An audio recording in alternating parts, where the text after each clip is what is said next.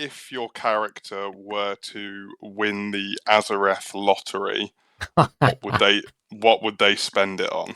I think Yeg would lawyer up and he'd buy a nice plot of land in Azureth, I think.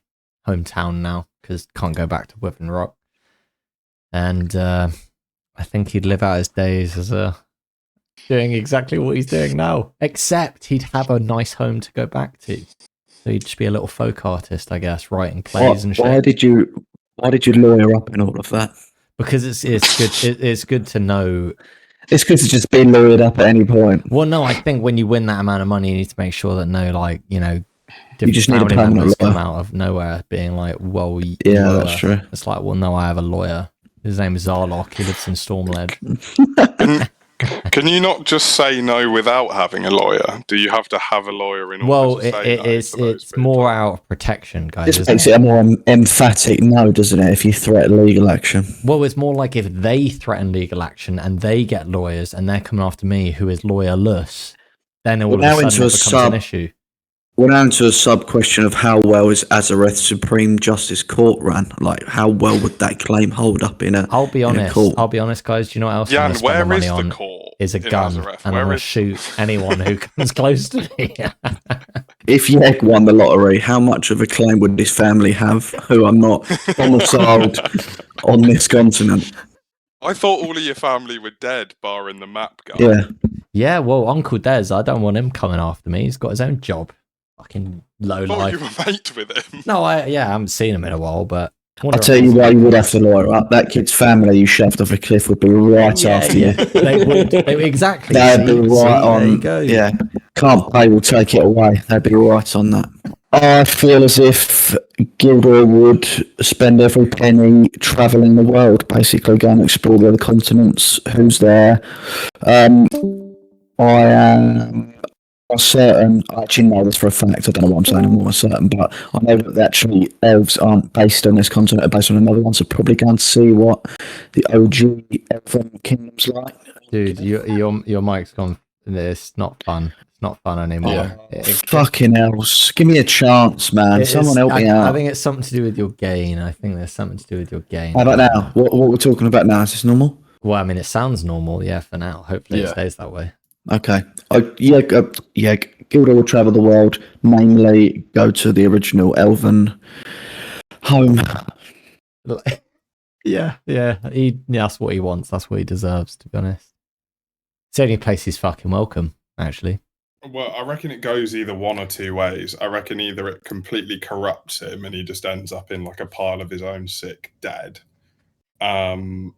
or he gives it away to his pal not YEGOR. all of it. He gives away a decent chunk to his mates, you lot.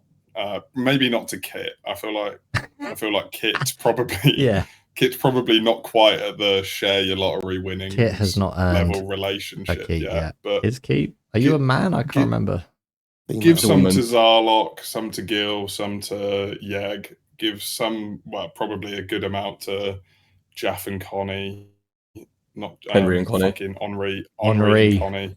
And then, I don't know, spends the rest of it on trying to... I'd maybe try and turn the band of the boys into some kind of like formidable actual... Turn us into a brand.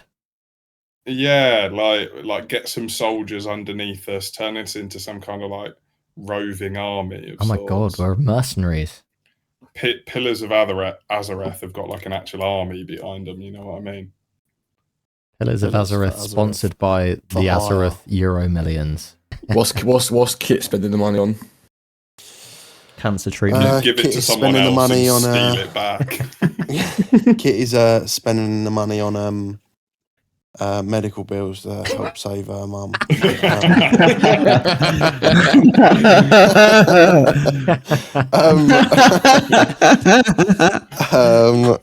No, Kitty's spending it on booze and hookers. That is all she's doing.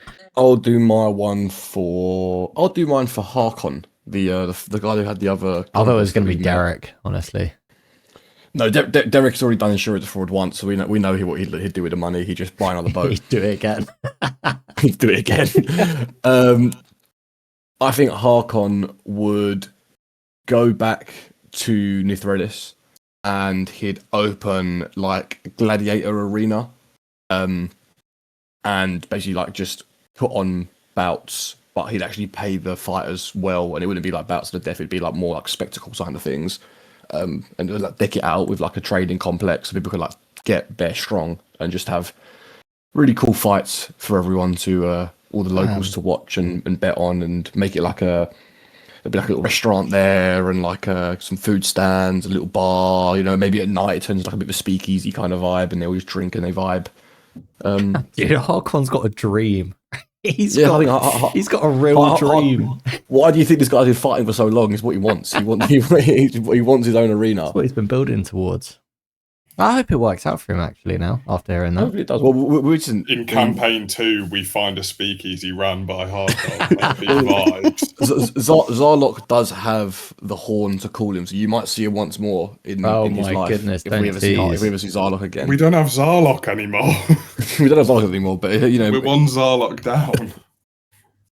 Well, speaking of that, we started last session after saying goodbye to Zarlok. You guys jumped through the teleportation circle and ended up back in the Echo and Embers Tavern in Innermount, and you met a fox that is a compulsive thief and a compulsive liar named Kit Harris, who was rummaging through a set of bags, taking out gold and valuables and jewellery from it turned out to be a cleric. And after charming him, suggesting to him, and appealing to his better nature, worked out that it was not a child, it was actually a grown woman who just loves to steal pretty much. And you decided that because she knew some information about some shipments of steel and some other resource, which we later found out was shadow glass, you found out that it was going somewhere deep in Innermount towards the Underforges in Innermount. So you decided that you would use her expertise to get you guys in there. On your way out, you were told that Tazira was looking for you. And when you went to go find Tazira, she mentioned how she's been put in charge of all of the entertainment for the wedding. And that meant that she needed people and fast. She asked Yeg to do a duet with her, as well as gave the rest of your party outfits to be basically backing singers. These like long black robes with veils to sort of be a dark background for the white and the red of Yeg and Tazira to like sort of pop against. Very, very poetic and metaphorical. So you found out that you have an in for the wedding, and then you decided to go descend into the Underforges to work out what's going on down there. Sneaking around and just biding your time, you noticed that most of the steel and most of the shadow glass that was being exported was being taken here and was being used to produce these constructs, these warforged, for want lack of a better word, robots that are completely and utterly soulless. They have no choice in what they do. They just are ordered to do something. They obey without question. You found Zrixel Geargrind, who is the gnomish artificer who was in charge of this, and rummaging through his laboratory, you found the prototype his design was based on, a Lorandor Warforge that used a divine lattice as opposed to the shadow glass core, and it seemed to have a soul. And Kit, trying to pry the divine lattice out, accidentally restarted this Warforged and probably named it Jemima. The Warforged seemed like it didn't have much recollection of its life or its existence before being here, just knowing that it had a directive to protect House Solcal. You guys managed to ambush Rixel, defeat him, and work out that about 500 to 600 of these Warforged had been produced. their current whereabouts unknown. But you did hear that part of his other instruction was to help design some sort of arcane network that therefore you could control. Therefore, the what's just gone off? The army of Warforged can be controlled from. And we continue our story. Just after that, you guys have escaped. Just before you left, you decided to destroy as much of the production lines you could. Lava began to spill everywhere. It caused a lot of chaos. A few people accidentally got burnt and melted in the process, but you did manage to escape. And you have 2 days left till the wedding. And your current leads are, you know that nobles from House Doresh and House Velin are involved in the import and export of stuff. And they are, nobles from that house are sometimes found at the Crimson Paw, which is a bar in Midspire. And also you know that the High Archive is where the Blood Vial Anchor for Antoine Platisse is currently being stored. That was what you'd learned from the Erinies that you found in Skarnus. I think that's everything, unless there's anything I've forgotten that you guys need to remember.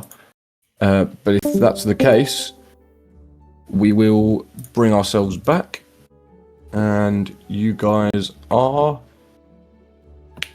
in this area here of Innermount, just after you've escaped the burning Underforges. What's on the agenda apart from what time of day is it at the moment? It's coming up to the late afternoon, evening now. It's probably about 6 p.m. ish. We're in the midst of summer at the moment. So the sunsets are fairly late. Pub garden, anyone? The only thing I have thought while we're in the capital, and this could be, I mean, we've got a couple of bits to do anyway, but we've also got a half decent amount of time.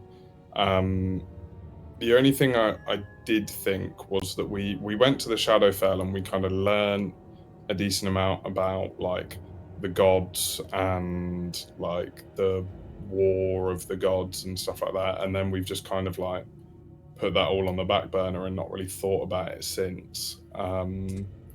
I don't know if it has any kind of bigger thing to play, but maybe in the capital there might be more information about that in general, if that's important, if that's relevant. I don't know. It's just something I remember that we did not too long ago. The next 48 hours are going to be wedding focused. So do we think? Is that how long we've got? Is it 2 days? It's 2 days till. You have the rest of today, so you have the evening today, and then you have all of tomorrow, so and then one the and a wedding. half.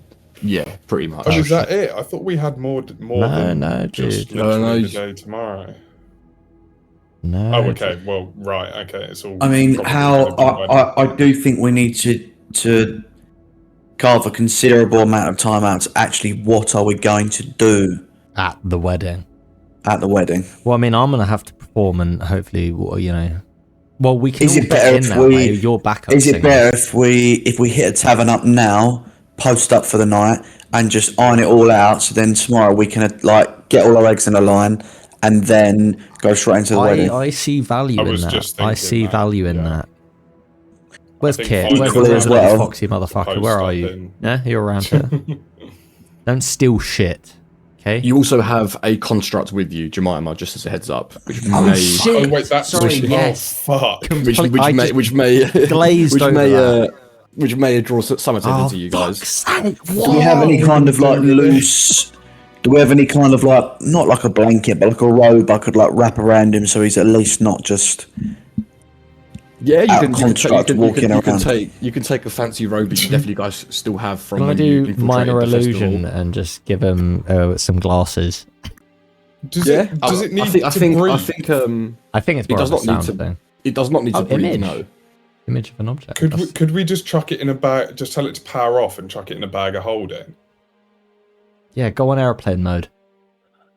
You would need I to. mean, I'm I not mean, sure I don't ethically I think agree your with that. bag of holding has a wide enough neck for it to enter. Oh, Like, the bag of God. holding is infinite, but it has to still fit through the sort of the entrance to the bag. Okay, I mean, I've let's put throw an entire robe on. cloaker in my bag holding before.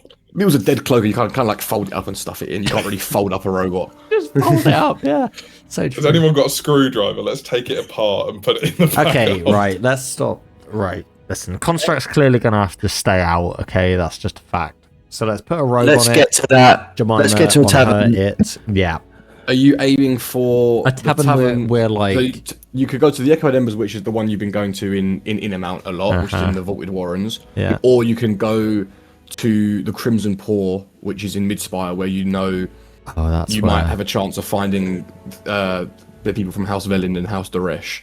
Now that'll be slightly less conspicuous. It'll be slightly less conspicuous, but you might get some information if you go there as well. Oh shit! So what do we want to do? go. Do we want more information? I think let's hit that tavern, because if we make a plan with all of the information, it'll be better than if we don't. Yeah. So let's go to the Crimson one. Yeah. Yes. Yeah. Yeah. Can I like prestidigitate this construct as well, and I don't know, make it look a little bit more Polish, more humanish, at least. I think between Yeg's minor illusion and your prestidigitation, Yeg minor illusion's just a bit of like makes him like a lot shiny. He doesn't look human, but only if you stare at him for too long. Glasses and then drew a beard on with a Sharpie. Pretty much, and then your prestidigitation just gives him like he doesn't when the way he walks doesn't look like a robot sort of walking very methodically. It gives him a bit more of a living organic fluidness to the way it moves. So I feel uneasy around it now. I'm not. Like, what have we done and created this fucking monster? So you guys head through the tunnels into Midspire, and you end up sort of around here-ish in Noble Walk, and you find the Crimson Paw. It's a very like upper end wine bar that has like some as it's starting to like the sun's starting to get low in the sky now. There are a couple of tables outside where couples are sharing a bottle of wine with a little candle just to illuminate it, and then further inside you see it's like the interior is like clarets and crimsons and maroons. The tables are like these really glossy mahogany tables with these green velvet chairs dotted around. It's fairly busy, but there's definitely space for you to get a table. Anyone that wishes to can make a either perception or investigation check for me. Absolutely. Of course. Oh, fuck. I'm having a good I will make a perception in that case. Actually, no, I won't do investigation. I'd more to it. Yeg and Triple G, you have a look around the room. There is like a couple of like people on dates, clearly. There are a group of what look like scholars who are sharing a bottle of wine and discussing theories on different things that have happened in history. And what notices your mind is you see two gentlemen who are sat across from each other, dressed in very fine clothing. The older gentleman has like white hair sort of pushed back, wavy, coming down just over his ears. He's wearing like black with this gold inlay like shirt and a cloak that just sort of hangs below him. And then there's a younger guy who is dressed a bit more ostentatiously. He has like this orange and blue like blazer jacket with a white shirt underneath. Loads of jewelry, loads of rings, necklaces. He's got a piercing in his nose, a piercing in his ear. And they're engaged in a hushed conversation. And I even say on that 15, you notice that the bartender just nervously keeps looking over towards them, looking back to what he's doing, cleaning his glass, but just every now and again just flicks a look over that way. Right. Do we want to? Is it you guys? So there are two available tables you can see as you walk in. There's a table that is directly to the left of those two gentlemen. Oh. And there's a table like a good on the other side of the room kind of vibe. So you can choose which table you'd like to sit at. I mean, we're getting next to them, right? Yeah, I was going to say it doesn't feel like there's another option. The The only thing is we're quite only obvious. thing I'll say, if we want to plan, we True. can't- Oh, we'll that's- have to yeah, listen that's into very them good first and then plan. Why don't we after. split up and look for That's fine. clues? We'll plan. We'll let's go in under the guise of just general chit chat, and then we'll listen, and then later on we'll buy a room and plan upstairs or something. Yeah, first, that's fine. So as you guys take your seat around the table, a waiter comes over. He's got like a handlebar mustache and like a long ponytail. He says, "Hello, welcome to the Crimson Pour. Red or white? How are we? What are we feeling this evening, gentlemen?" I'm feeling red. Don't know. What's Red the or most brown? expensive thing you have? Oh, well, we have a rather lovely vintage grown from the vineyards in Greenfell. This is a Chateau Neuf de Pape. It's from their 327 post second age vintage.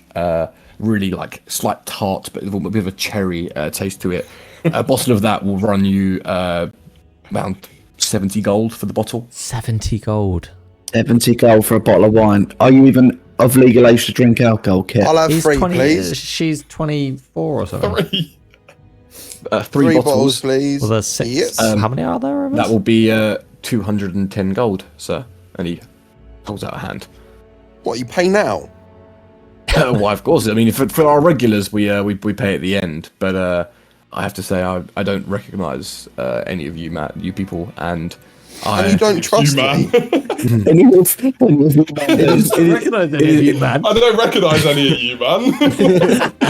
it's not. Well, perhaps I can give you one bottle for now, and once you finish that bottle, you can pay for that bottle, and then we can. All go right, from we'll there. do that, and we'll build our relationship.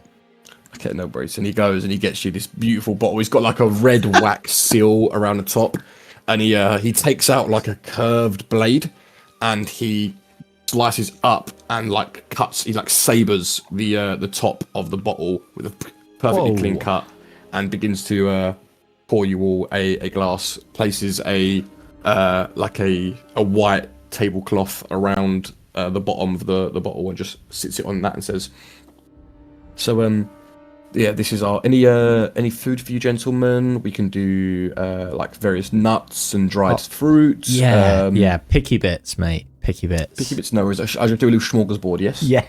M&S picky bits. No worries. And he comes back with a few platters. There's like some sweet treats. There's some dried fruits. I love There's this. some like nuts. There's these like honeyed sort of apple slices.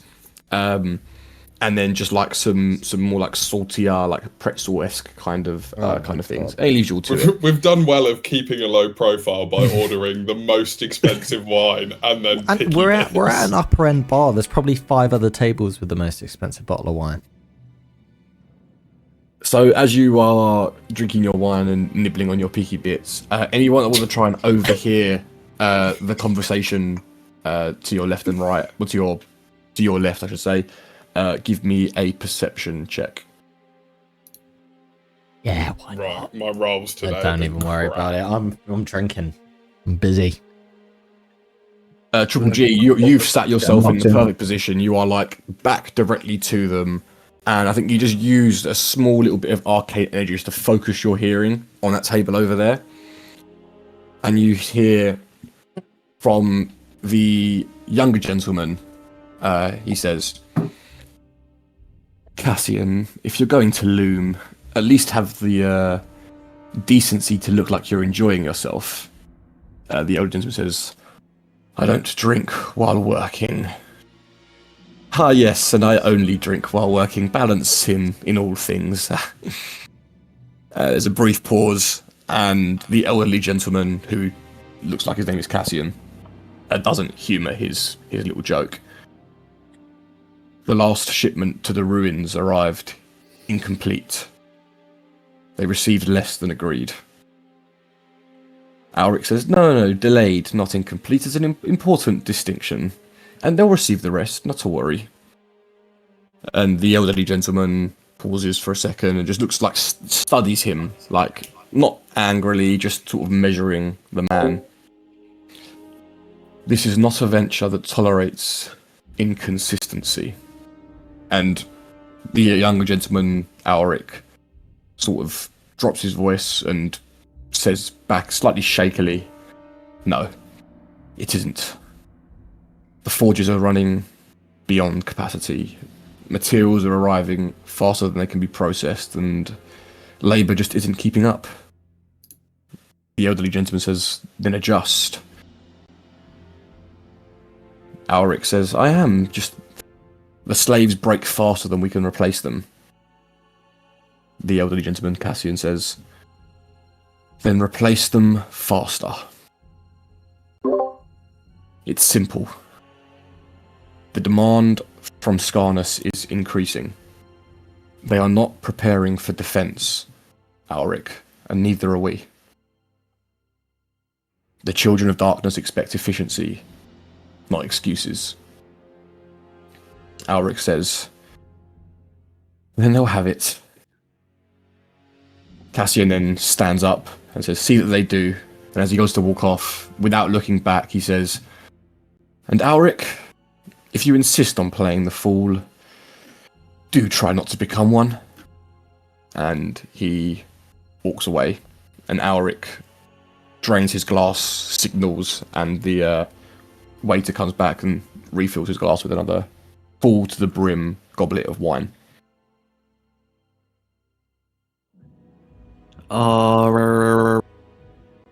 I message each of the rest of the table quietly and just relay most of what we heard. So he said about delays to shipments out to Skarnus. And this guy is still sat at the table. Alric, the younger ones, yeah. Cassian has said that Alric has been basically produced. There's been delays from Alric's shipments out. How, on that 20 perception, how drunk does he look? He's rosy-cheeked. He's not, like, battered, but he's definitely had a fair few glasses. He's probably had, like, 2/3 of the bottle. You can actually see the bottle's I've only got a third left. And you notice that Cassian did not drink once.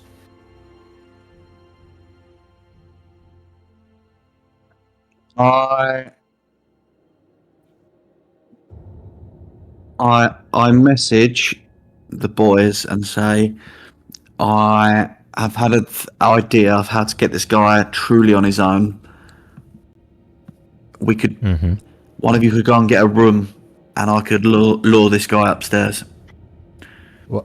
As in, literally just ask for a room, and then just we could one of you. Well, we need a room anyway. Oh, let's let him drink a bit more of his drinks, and we'll finish what we've ordered.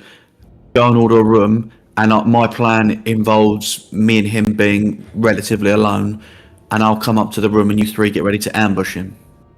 Can I maybe, to help provide us some more information, Yan? Can I think about the name? What was it? Alric? Alric and Cassian were the two names you heard. Do I recognise that either of those names at all? You do. Alric is about your age. You actually had a few play dates, I guess, with him when you were younger. He's Alric of House Duresh. Okay, so and Cassian, you recognise that name as well. He was an older sort of, probably around about your father's age. He's Cassian of House Velin. And you remember, that Velin were the, Duresh were the, make sure I get this correct. Velin are the exporters and Duresh are the importers. Yeah. I'll message back Triple G and basically say, like, yeah, sounds like a plan. And I'll cast Bane on him to hopefully basically just help with someone trying to convince. I'll prepare to cast Bane so that when someone goes over to talk to him to lure him, Oh, that was huge. Jesus. that like that can help, I guess. Cool. So you're going to cast Bane.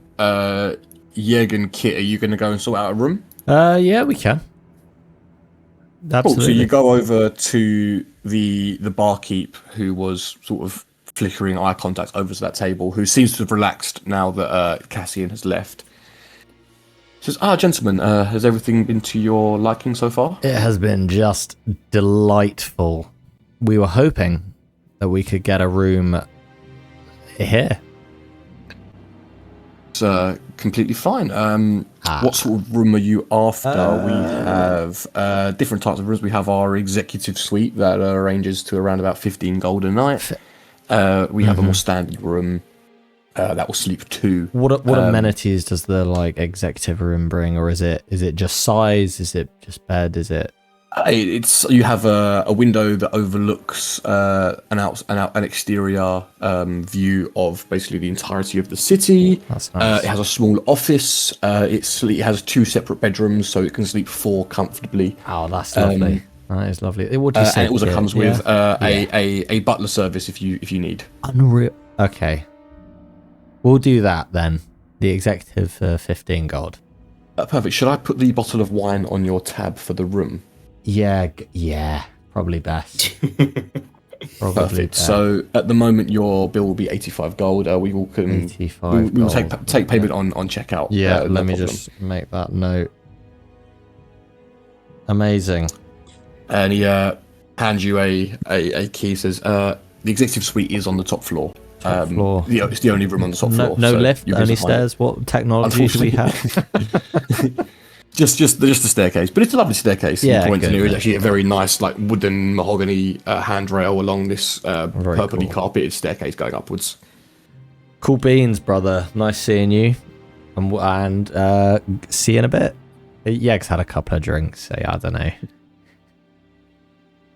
Gives you a nod as you head off.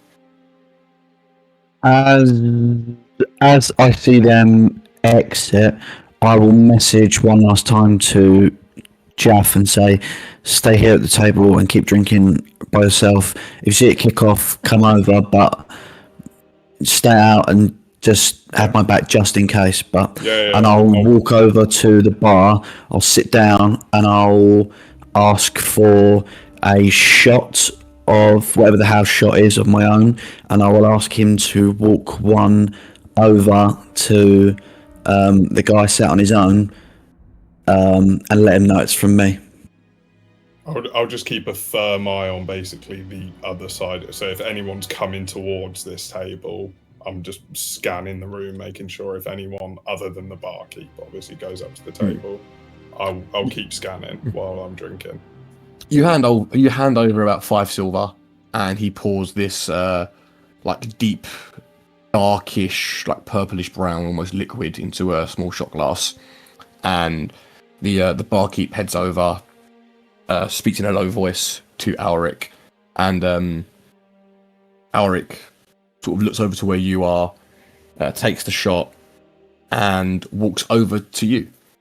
And as he sort of looks over at me, I will cheers him with my shot, and as I'm cheersing, I will mage hand a hand that's sort of like flirtatiously like waving, just sort of gives like a quick wave, and I'll do the shot after I've cheersed him.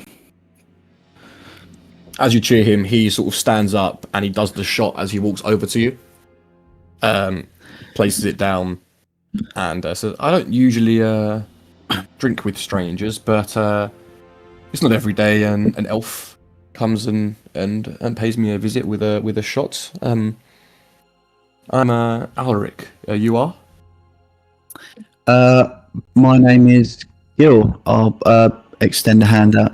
It's lovely to meet you. I saw that I was not the only handsome gentleman sat on his own in the bar, and thought, why not try my luck?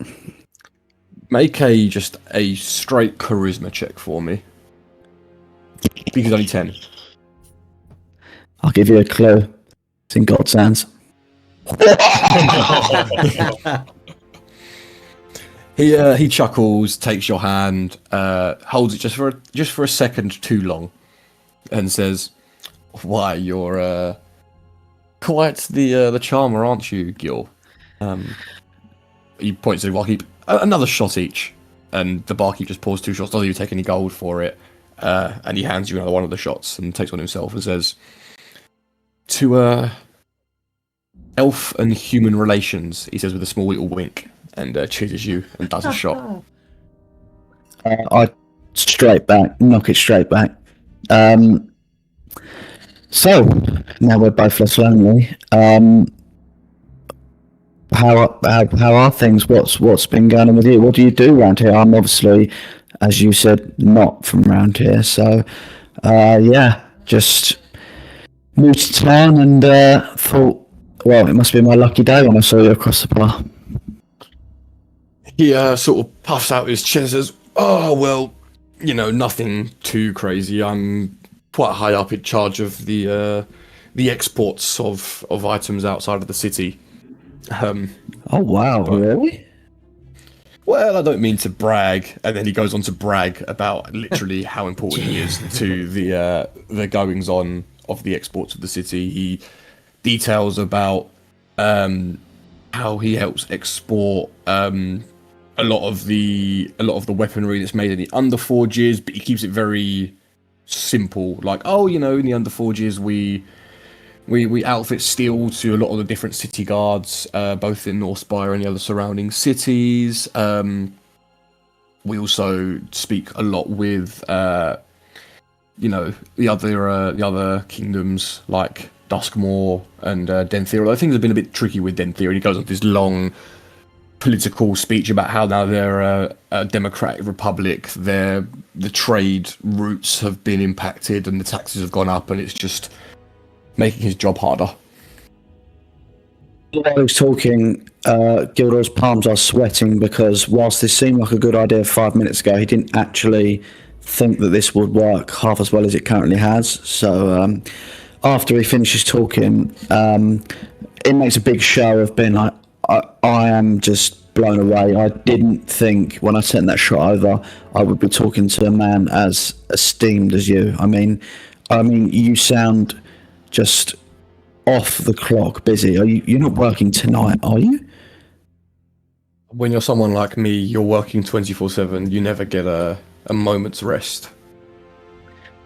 As he says, you need a moment's rest. I will sit as I sit up and I sort of like shift up my bum and sit up in the chair properly.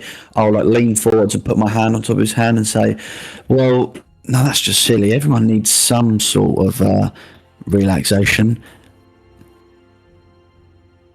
Well, I can't say I disagree with you, but as they say, duty calls, and I am somewhat loyal to my work. But hence why I think I like to have a few drinks while I work. Just makes work seem a bit more fun. Does he have a ring on his finger or not? He has loads of rings on his finger, but they're all like decorative. One's a signet ring. He doesn't have but does he have like a one on his like wedding finger, like his ring? His wedding band is not his wedding ring. His ring finger is not covered in a ring. Okay. So as he says that, I say, "Well, I can see you're loyal to just your work. So look, I'm gonna cut the pretenses. I've had far too many drinks to keep this charade up. Elves are promiscuous at the best of times. I have a room upstairs. I would be most flattered if you would join me for a private drink, and maybe we can get to know each other and really relax." He smiles and sort of places a hand just on your knee close to your thigh and says, Well, we could go to yours, but I have a lovely villa on the corner of Noble Walk. Perhaps we'd be more comfortable at my place. Where is that from here? That's not me. Pardon? That's not me. That's Louis. Like, where is that location from here? You're in Noble Walk. It's not further. It's not much further. Like it's sort of Noble. You're like here-ish. Are you seeing? Wait, am I showing you the right thing? Yeah, you're about here-ish, and he's probably talking about something on the corner. Would be somewhere like along here. Can't really ambush him at his own place, but you know. I'm gonna laugh like very foppishly, like far too drunk, and just like he didn't even say anything funny. But like as I like lean over and put my hand on him, I'm gonna like cast message over his shoulder at Jaff and be like, "He fucking invited me back to his place. What do I do?" Oh fuck. I'm gonna say yeah. I'm gonna say yeah, and just follow me and get the other boys and follow me. Okay, good, right. Okay, I'll get up and immediately head up towards the rooms. It's like I'll sprint up there to try and get back down before they come out of the door. Oh, so you go up to go.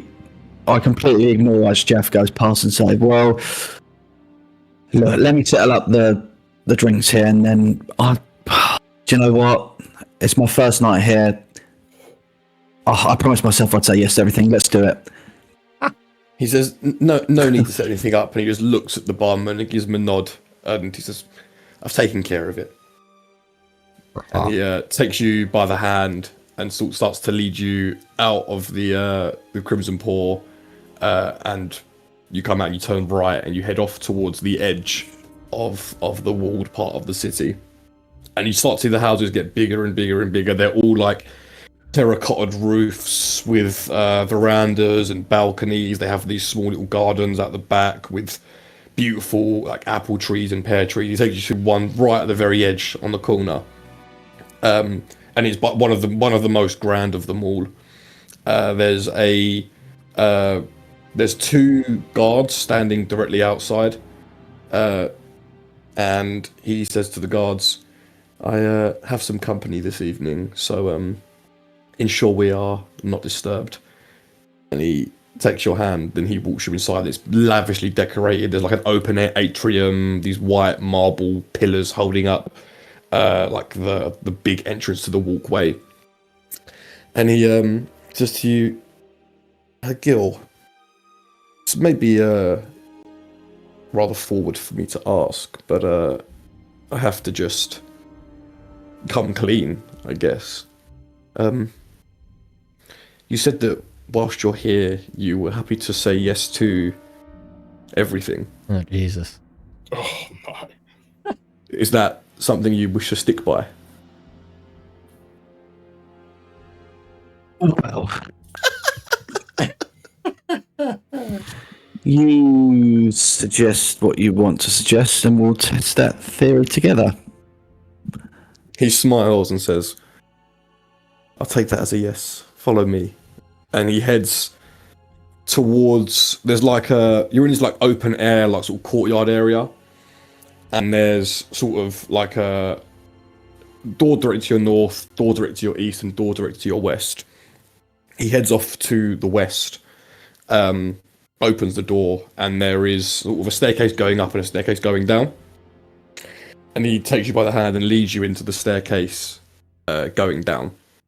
Oh, fuck it. How, as I'm going, like, how obvious is it that I'm like, well, shit, I'm clearly getting cut off from everyone here, sort of thing. Where have I made it to at this point? Yeah, well? so at this point, you've got everyone, you've left, and I'd say make a group perception check for me. A group perception. Don't fucking worry about a thing. Oh my god, what am I wrong? Oh my god, that's in the basement. You saw you could tell he went to the right, but as you follow, you sort of lose him in the crowd, and you don't know which one of the villas he's ended up in. Oh my goodness. I'm gonna get bummed in the basement. It's been an absolute pleasure. Right, I'm gonna find the nearest person and just say, "I've lost my dad. I've lost my dad." You find I'm gonna describe Lou and be like, he looks like this, and I just can't find him. make a deception check for me, Kit. I'll give him the help action and actually no, I can't do anything to help. You like crying wail up to there's like two girls, like probably like in their like late 20s, early 30s that are just walking around. They've probably just left from getting a drink somewhere. And they're like, "Oh my god, like, look, you're so we'll help you, we'll help you. I did see, you say he was like an elf. There was an elf that walked this way. He had company, but they went into that villa over there," and she points to the one at the very edge of the corner that's got the two guards standing outside. Thank you. Are you going to be okay? Yeah, I'll be alright. It happens a lot. Okay, well, if you need any help, we're going to go to the Crimson Paw for a few drinks. So, good luck. Thank you. Right, come on, let's go. The code switch is crazy. All right, as we're walking up, I'm gonna give Bardic to both of them. I was gonna do that. You're kidding me, dude. Well, I can give you one, and then maybe you can give me and Kit one, if that's how we want to do it. We should do that. We should. Just a All right. classic. What does this villa look like from the outside? Like, how is it like? So there's like a it's sort of raised. So there's steps going up to where the house actually is, and there's this like two pillars that there's not like a doorway. There are these two pillars that hold up like sort of a balcony from the floor above, and then there's like an open air courtyard, and then it's sort of built in like a U shape around this open air courtyard, and there's these two guards sort of standing in front of either pillar. The clearly are the guards for House Daresh. So is there just like an external wall facing the street? Yeah, like so there's like steps going up and there's a wall either side of it. So you have to either go up the steps or you can go like clamber up the wall, and then it's the best way to describe it. Let me just sort of draw. Imagine you have steps going up, and then you have this open aired bit, and then the villa is built around the outside. So the guards are here and here, and then the actual house is this thing here. But these bits are all kind of like raised off the ground around. Yeah, that's all raised off the ground. These are stairs going up.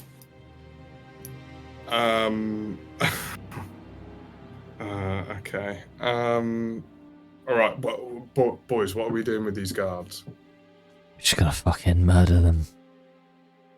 No. Are we sure that's a no, good I idea? don't. I think I've had a wine. I think we should try and sneak in, and if that fails, murder. We sneak in, and then we pretend we're drunk and be like, "Oh, sorry, wrong villa, just partying." I don't know how that helps us get in.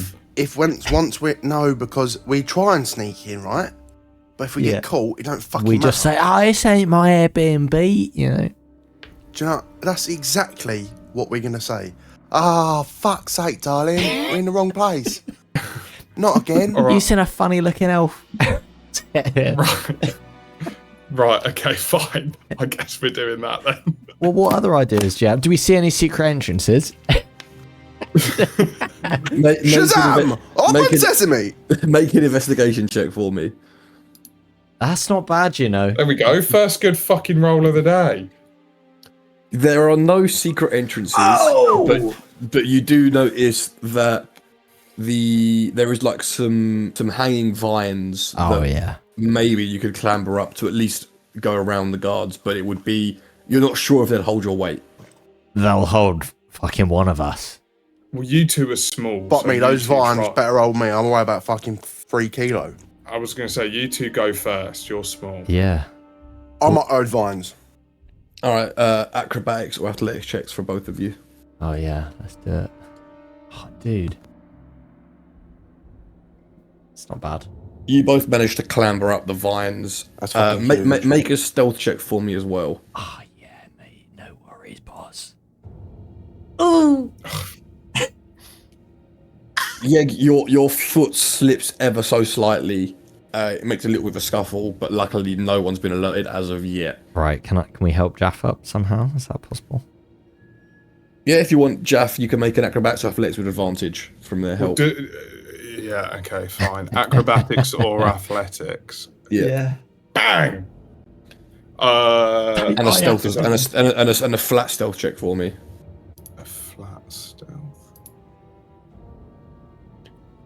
You manage to like help Jaff up. You drag him up over the top, and you're now hiding behind some bushes. The guards are sort of probably 20 feet away from you, sort of like diagonally. You have no idea though where in this place Gil might be. Right. Is there Meanwhile- like a... Shit. Gil, as you descend this staircase down, Elric opens a like thick oak door, pushes it open, and you walk in, and you see what could only be described as a sex dungeon. There are like. Meanwhile, there are manacles that like suspend. There are various instruments that you have no idea what the instruments could be used for, but they're all like phallic shaped. There are like whips and there are like paddles. There are like low lit candles, and you realise you've walked into a place that you did not want to walk into.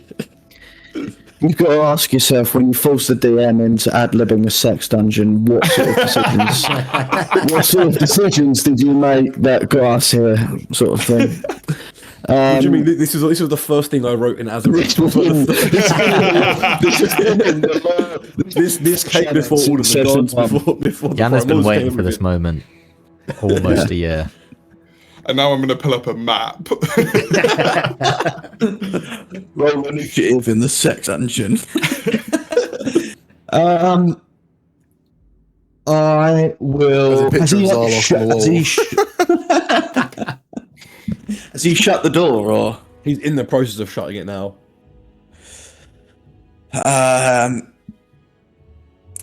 I'm gonna. Fuck it. I'm gonna. Can I make an investigation and check on the room? Like, what's the fucking vibe in here? Like, what is jumping out at me that might be like, at worst case, like a weapon, or at best case, something that could like just stall. Make an investigation check. What's the vibe in the sex dungeon? Can I roll to check the vibe of the sex dungeon? Dude, the vibe is good.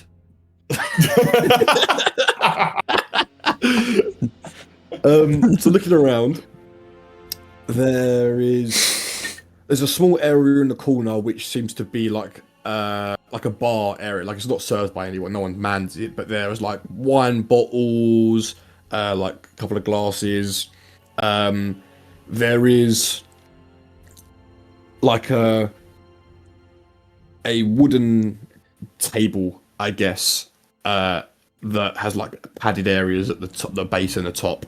And then looking around for like things that are weapons, there are paddles, there are whips, there are like chains, there are some things that look like clamps. There are some bottles of liquids that look like oils. I say even on that 25 investigation check, you notice that one of them is like this oil that is definitely flammable if ignited. I'm going to walk over to the bar area and make a show of like taking off my coat, folding it neatly, and then sort of pouring myself a drink and saying, "Wow, I mean, I didn't. I thought I was getting myself into trouble, but I didn't quite know it extended this far. I mean, even for an elf, I might need a bit more Dutch courage before we give any of these a whirl. And I'm gonna pour some more drink, just stalling, just doing my absolute best to stall. He says, I think a drink or two is fine, but, don't get me too drunk. And he chuckles, and he joins you for a drink. You guys upstairs. Can I try and cast message to Gil at this point? Can you just put message in the chat for me real quick? 120 feet. I just start pointing around in front of me, going, Gil, Gil, Gil, Gil, Gil. I'll tell you what. Roll a d20 for me for luck. All right. You don't want anything below. You don't want an 8 or below. Nice. Gil, you hear it's crackled, it's muffled. Clearly, there's like layers of stone and wood in between the doors and stuff, and muffling the spell. But it just sort of breaks through, and you just hear in your back of your head a muffled, crackled, distorted voice of JAFF just calling your name. I start repeating in my head over and over again, "Way to bring down the stairs, sex dungeon. Way to bring down the stairs, sex dungeon," like over and over and over again. Okay, we're gonna head at least towards the side of the house where we think that is. You head over. You head over. I mean, you don't need to make a stealth check. You've got past the guards at this point, so you come to the doorway at the west wing. You open it up and you see a staircase going up and a staircase going down. Oh, well, the one going down is presumably what we want. All right, you go down the staircase and you're met with a door. It's closed but not locked. I'll message through the door and just say we're outside. We're outside the door.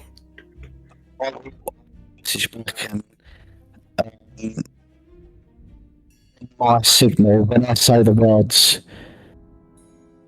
"Get that ball gag," then break through the door and we're gonna jump him. Okay. I'm gonna knock on the door. Hello! Housekeeping! Alric says, "The maids know not to come down here." I'm gonna get my Apologies. dagger out. Yeah, I'm gonna repair an attack with my claim. Monsieur, we had a problem with your washing. I told them not to disturb me. One moment, Gil. Apologies. Have some wine. And he gets up and he walks over to the door. And as the door opens, he's met face to face with a dragonborn, a eldritch horror of death, and a fox. Housekeeping! Housekeeping!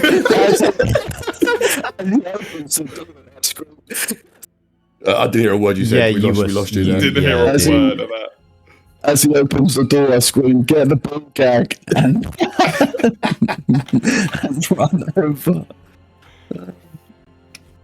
So who does what as the door opens?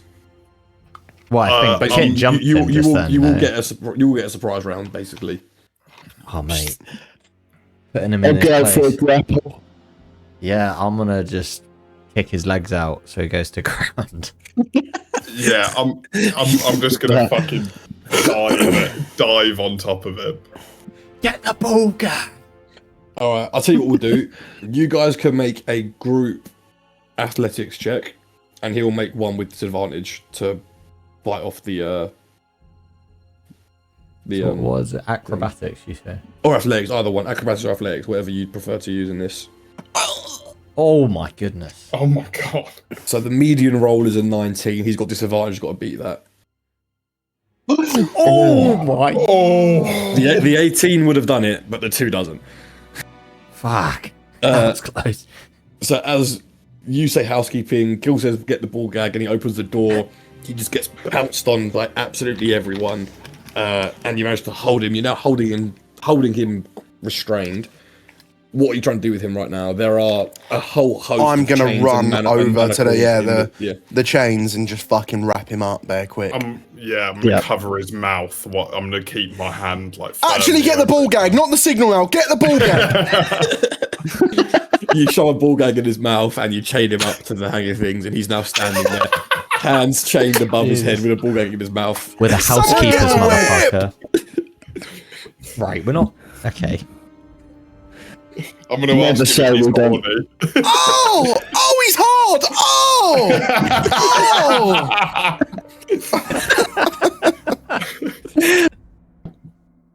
I don't know what you expected from this place. Kit, how old is Kit? I feel so 24. Kit is an adult, man. Oh, Jesus. I'm gonna send him a message saying we're all here to fuck you. That is terrible. You send that message and he sort of cocks it to the side, not even that upset. Right. Anyway, it's good to make your acquaintance. We are the housekeepers. We are your new housekeepers.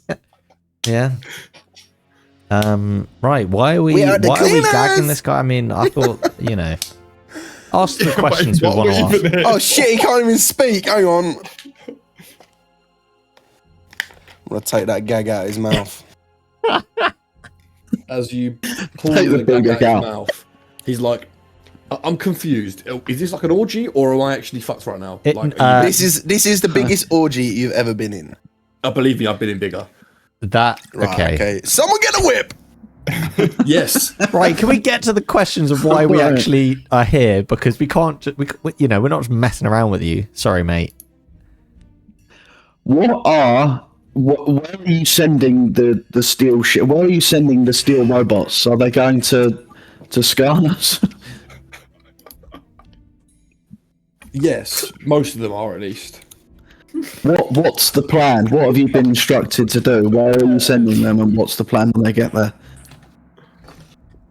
Well, they're there for whatever Antoine wants with them. He hasn't divulged his entire plan to us, but he said it's imperative that we have armies throughout the continent for when the time is right. He's lying! Oh, Jesus. You whip him and he smiles. Fuck. Right, Kit. Like, I actually thought that would work as well, but this guy's clearly more fucked than weed. You guys literally saved my life. He loves it. And who else? What were you gonna do to Gil? No, man. I can't wait to hear this. Well, obviously, with consent, I was hoping we could have some fun. I mean, honestly, that's really respectful. What do you take me for? I'm not a... I don't know. I don't know. I guess you have a bad rap. I'm a I don't know why you're playing the endearing character now. You were giving it evil villain like fucking 15 minutes ago back at the table, and now you want to play, humble ball gag guy. This is not how it works. We've just broken into this guy's house, jumped him, tied him up, and we don't even know what we want to ask him. And also, he doesn't even seem that pressed by it. He's quite happy. He's not bothered. He's enjoying it. This has happened to him before. I'm pretty sure he's paid people to do this to him before. We don't even know why we're here. He's so involved. He's right. Listen, mate, this may be... Okay, let's up the ante, okay? Right, just hang on. Put a gag back in his mouth. What are we asking this gun? You might die today, depending on your answers. Okay, let's crack on. I like that. Up the ante. Good God. Oh, my God. So, I don't even know what the fuck to ask him. I'm shell-shocked after my near-death experience. Someone else wake up! I have no questions for this guy. Jaff, you know this guy. Yeah, oh fuck yeah, I used to play with this guy. You used to literally be buddies. That's fucked up. Jaff, you used to be friends with this guy? No, we never did this. I don't want to know what your fucking dungeon looks like. Jeff, make a history check for me, Jeff. Oh my God, alright mate. Oh, he remembers You everything. find out he enjoyed this when you were young as well. When you were younger, it was starting to make a bit of sense now, but he really loved like hanging around with you, and like there was a point where you thought he fancied your sister Sylvie. But he really like, it started to make sense the reason why he would come over all of the time to your place just to like hang around. You'd always be like, you'd be outside in like the gardens, and he'd always be like, "Oh, let's wrestle, like let's practice our wrestling." And it's all starting to make sense as to what he was on back when he was younger. No wonder you're such a good grappler. Freak. All right, what do you know about the wedding? Tell us something interesting about the wedding, or we're gonna cut you. Yeah. Jesus wept, man. He smiles again. The wedding, they're getting married. Like, it's going to be a joyous occasion for the city, and at the end of it, Antoine gets to be king. So I think that's fair. That's a he's good after assessment. about. What's your role in it? Where are you going to be? I'll be in the with the nobles. We'll all have a nice seat. That's nice. Will you have a good view of the band performance?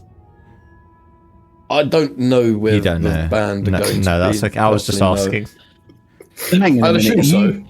You willingly built these robots that are being distributed around the continent, and you're just here playing Jack the Lad in your sex dungeon. You haven't queried it. You don't know anything. You're just mindlessly making robots and then sending them where you're told with no information or context.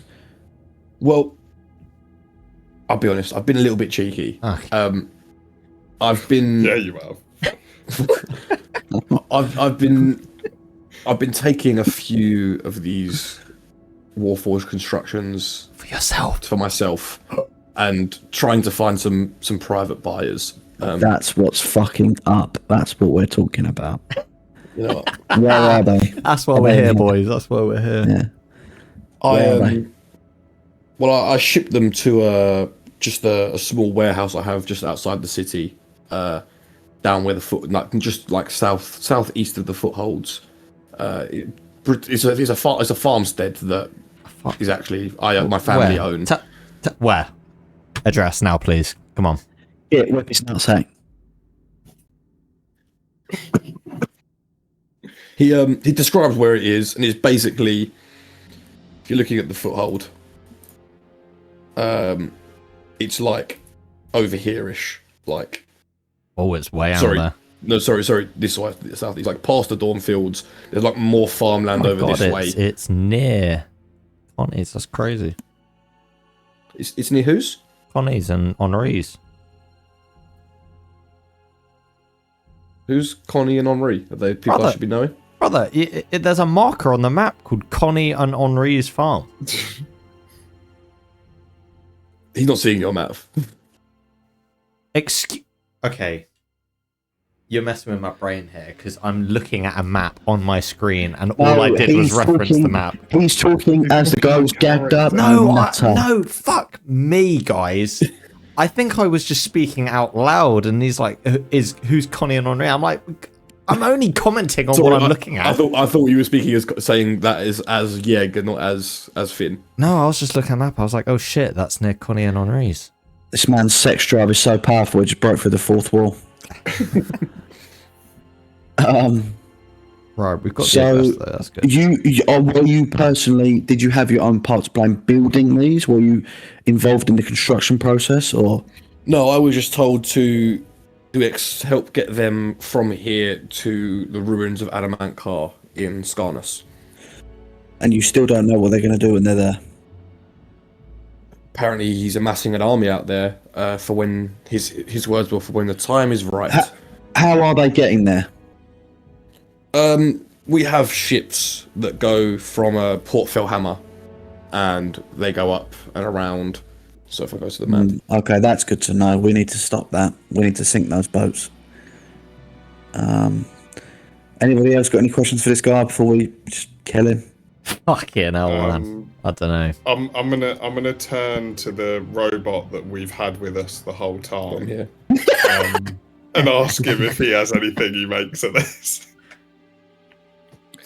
He says, "So, I don't understand humans very well. Is pain the usual part of pleasure in the sexual thing, or is that like just a personal preference? Nah, it's just this guy, I think. I don't have any other questions then. We don't discriminate, but even this is a bit.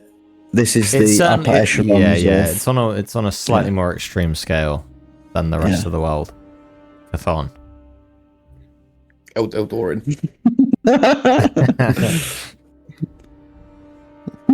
Right, well then let's we'll say goodbye, Jaresh. It's game over. Should we actually kill this guy? Is killing a noble a good idea? Yeah, maybe not. I mean, he's seen our faces though, so He has seen our faces now. Who was the guy you were sat with earlier? Yeah. Oh, that's Alric. That's Cassian Velin. What's his deal? Well, he's in charge of the imports, and he seems to have more of a knowings of what's going on. He seems to be where's he Antoine's right now? Sort of right hand. Do you know where he went? He could have gone anywhere. He could have gone to his place. He has a place in High Spire. Of course he does. Yeah, but he also he could have gone to see Antoine. I can't. Privy to where he's. Are you a chill guy? Can I ask that? Are you a chill guy? Can we leave you alive, or are you gonna rat us out? And if you lie, we'll kill you anyway. So. I wouldn't rat you out. No. Are you sure? Is he lying? Insight check. Immediate insight check. Make an insight check. This is ridiculous. We're even doing this. I'm just checking. Fuck. I can also do detect thoughts as like a free fucking thing. Wherever that's written. Do it. I always have the detect thought spell prepared. You can cast it without a spell slot. Bang. Use that shit, brother. Oh, I didn't. You cast detect thoughts. He's lying. Right. Kill him. Okay, what's his name? Alric. Alric, buddy. Listen, I've got a sixth sense about this kind of thing. I know you're fucking lying. And unfortunately for you, that means there's going to be a crime scene at your house, and they're going to see all of this. I think what we do is we suffocate him, and then make it. That is so dark, but so like devious. Yes. Yeah. No, listen. You're fucking bang on there. It's genius. All right, let's all fucking suffocate him. You know how do we don't make it look like he died mid BDSM? Well, no, because we should do is basically tie.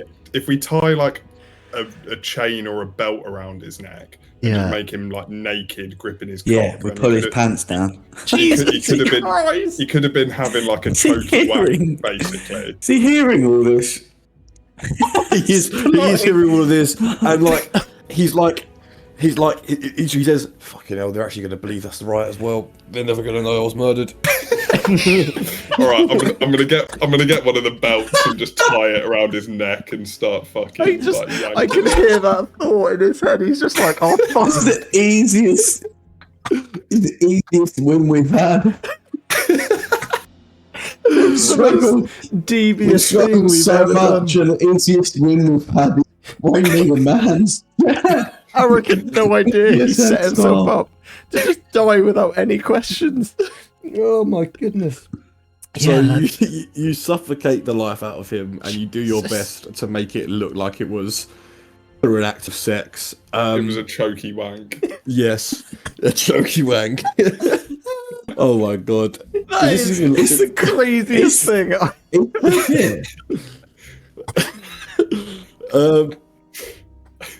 Yeah, cool. So he's dead. His cold dead body is there naked. Fucking hell, man! And you are in his sex dungeon. You haven't paid for your. Oh no, he ended your bill. He paid for your bill anyway. He did. He did. So right, we need to sneak the fuck out of here, guys. We cannot be seen. We just need to disappear. Gildor quietly whispers, "I need a shower, and I need to..." Actually, guys, we do have a little pressing issue called "Was Gil seen with this guy at any point during the evening by anyone?" Ooh. Because Only they might. The bartender. Right, let's go back to the Crown and Paw, and let's tell him he didn't see anything. Take a belt for the bartender. I'm gonna loot this guy's pockets quick. Bring the ball gag. We're gonna take the bartender I'm gonna out. make an investigation check in the room to see if there's anything interesting we can steal from the sex dungeon. No. I am investigating in his pockets. Oh yeah, you are. Can I investigate to see if we are leaving behind any evidence whatsoever? Yeah, you can make your. So Triple G in his pockets. There's some gold. There's about 78 gold pieces in his pockets. And one other thing you find quite interesting is basically a seal of admission that is a signed seal that allows you entrance into Crown Spire, the Royal Eyrie, and the High Archive. And yeah, Shake, it just looks like a sex dungeon in here. You're a bit confused as to what was you and what was already here. I think this. We left no evidence behind, boys. I think we're good. Other than eyewitness accounts of Gil, maybe, but cool. So you will try and leave. Make a stealth check to get past these guards. I'm assuming you're going back down, like dropping down where the vines were again. The only place we know. Cool. Everyone stealth checks.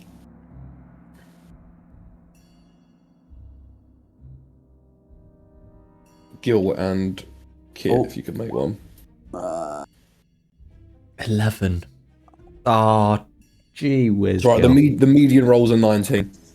Lucky break, man. You managed to cover for Triple G, who I think is still a bit shell-shocked. Oh, sorry, Jaff, on your 21 investigation, you find a gem-encrusted butt plug. Yeah, I'm having that.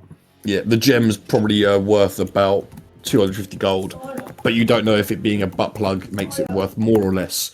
You have to find the buyer, I guess. Cheers. But yeah, you managed to escape, and you are now in Noble Walk. The sun is now set.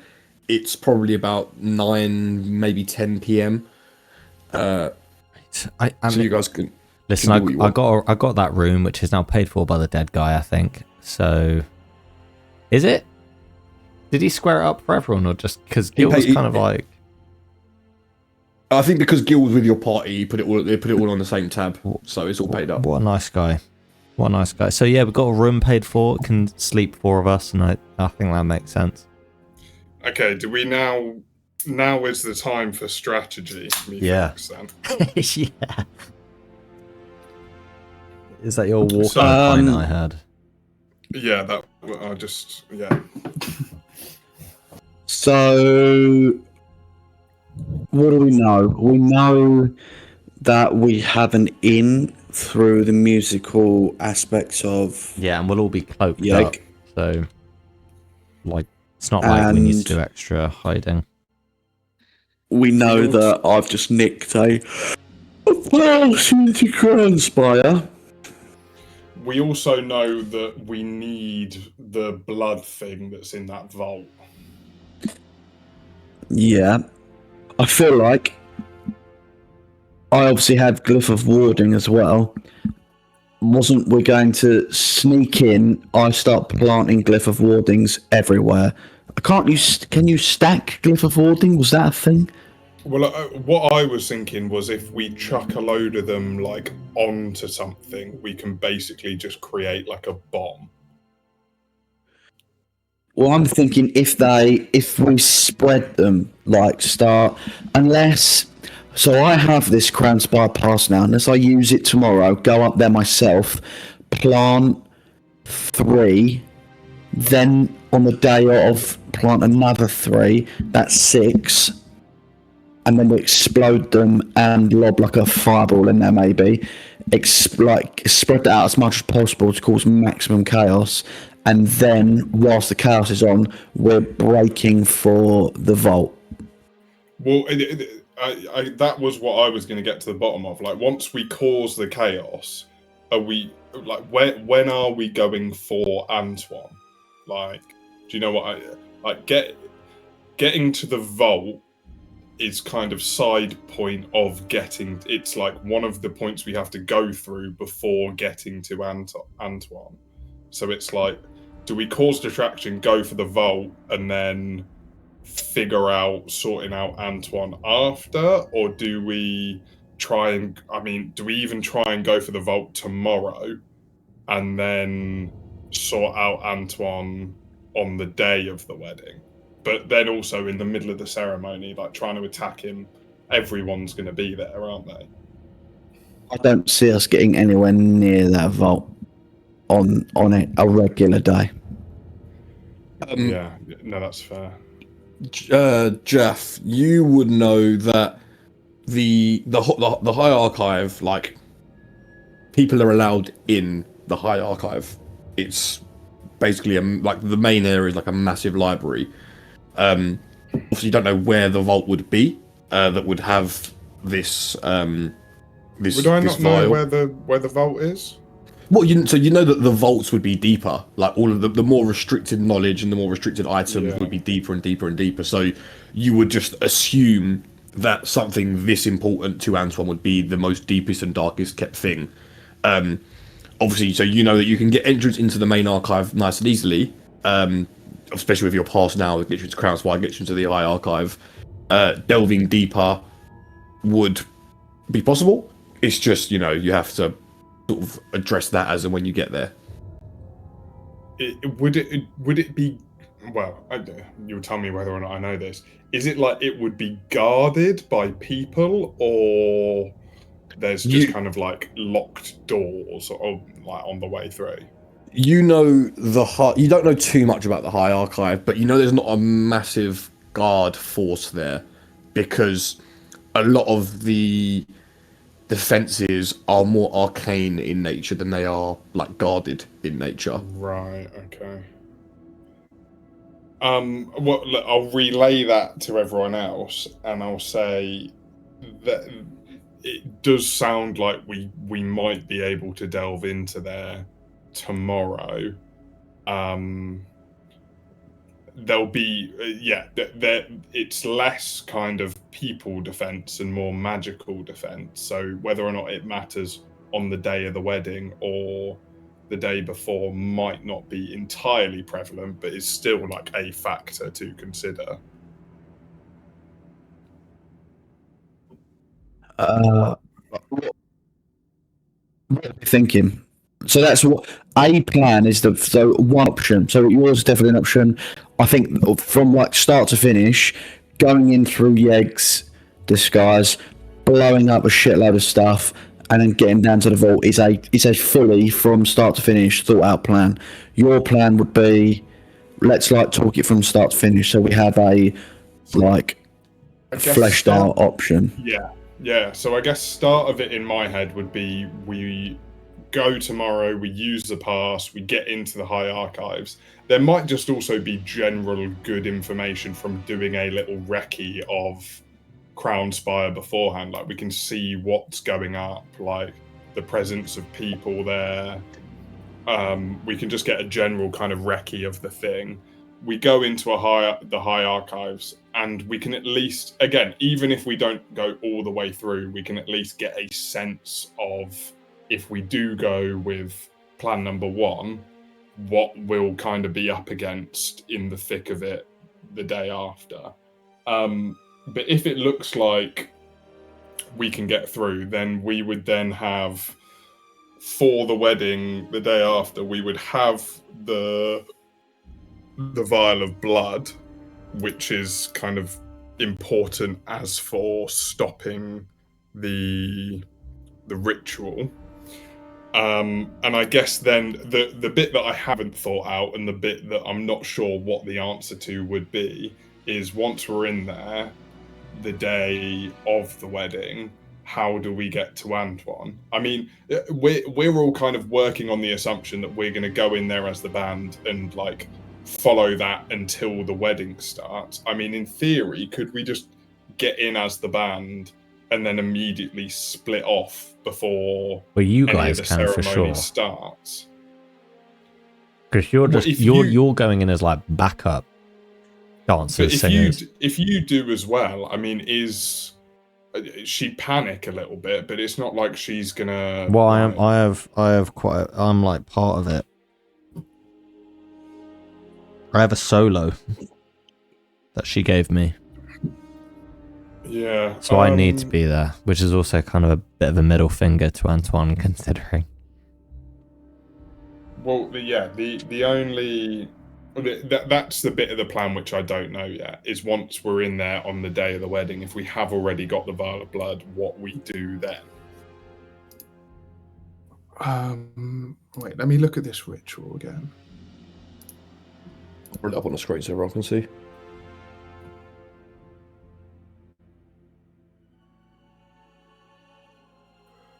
Well, yeah, that bit in the second paragraph where it's like blood of Vaneborn is applied, not consumed. As part of whatever ritual, is he going to be using that vial of blood on the day? So, like, if we create the distraction, get down to the vault, is the vial of blood not even going to fucking be there because he's got it on him? Do you know what I mean? Yeah, maybe. Make Yeah, any sort of like any check here that you think is applicable: history, intelligence, arcana, religion, whatever you think is applicable in this.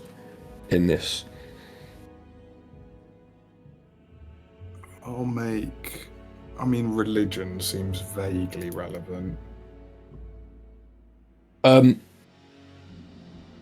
what you've heard from reading the notes, from your conversations with the Aaron Yes, from your understanding of all of this, there are in essence two options.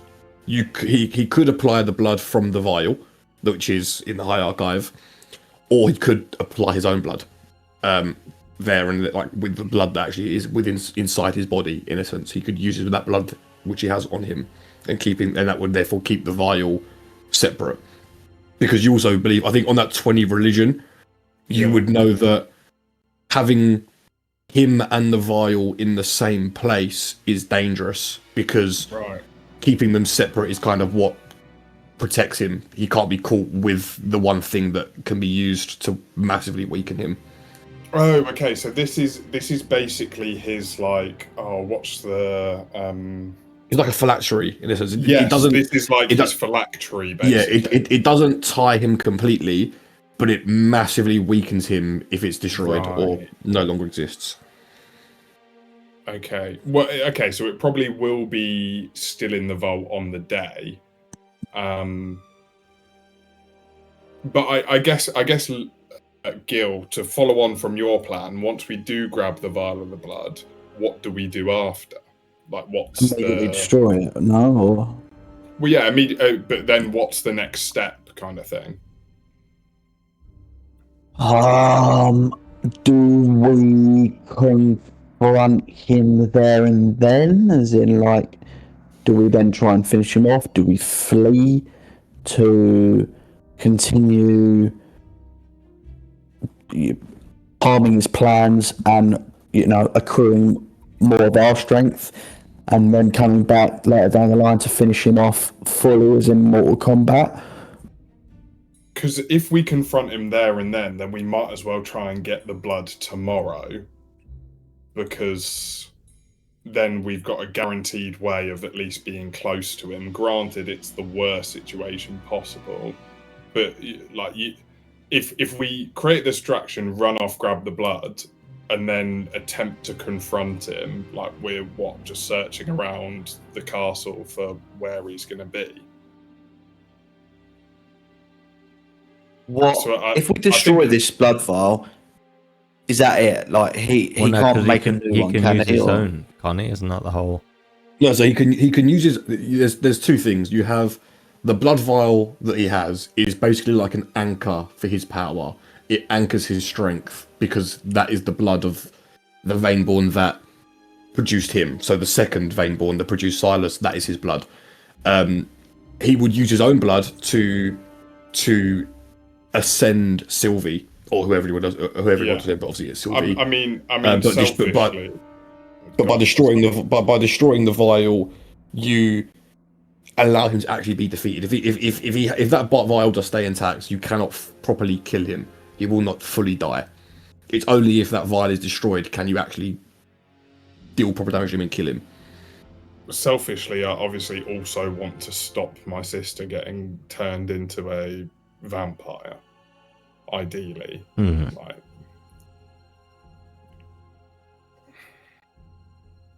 do we attempt to grab the vial of blood?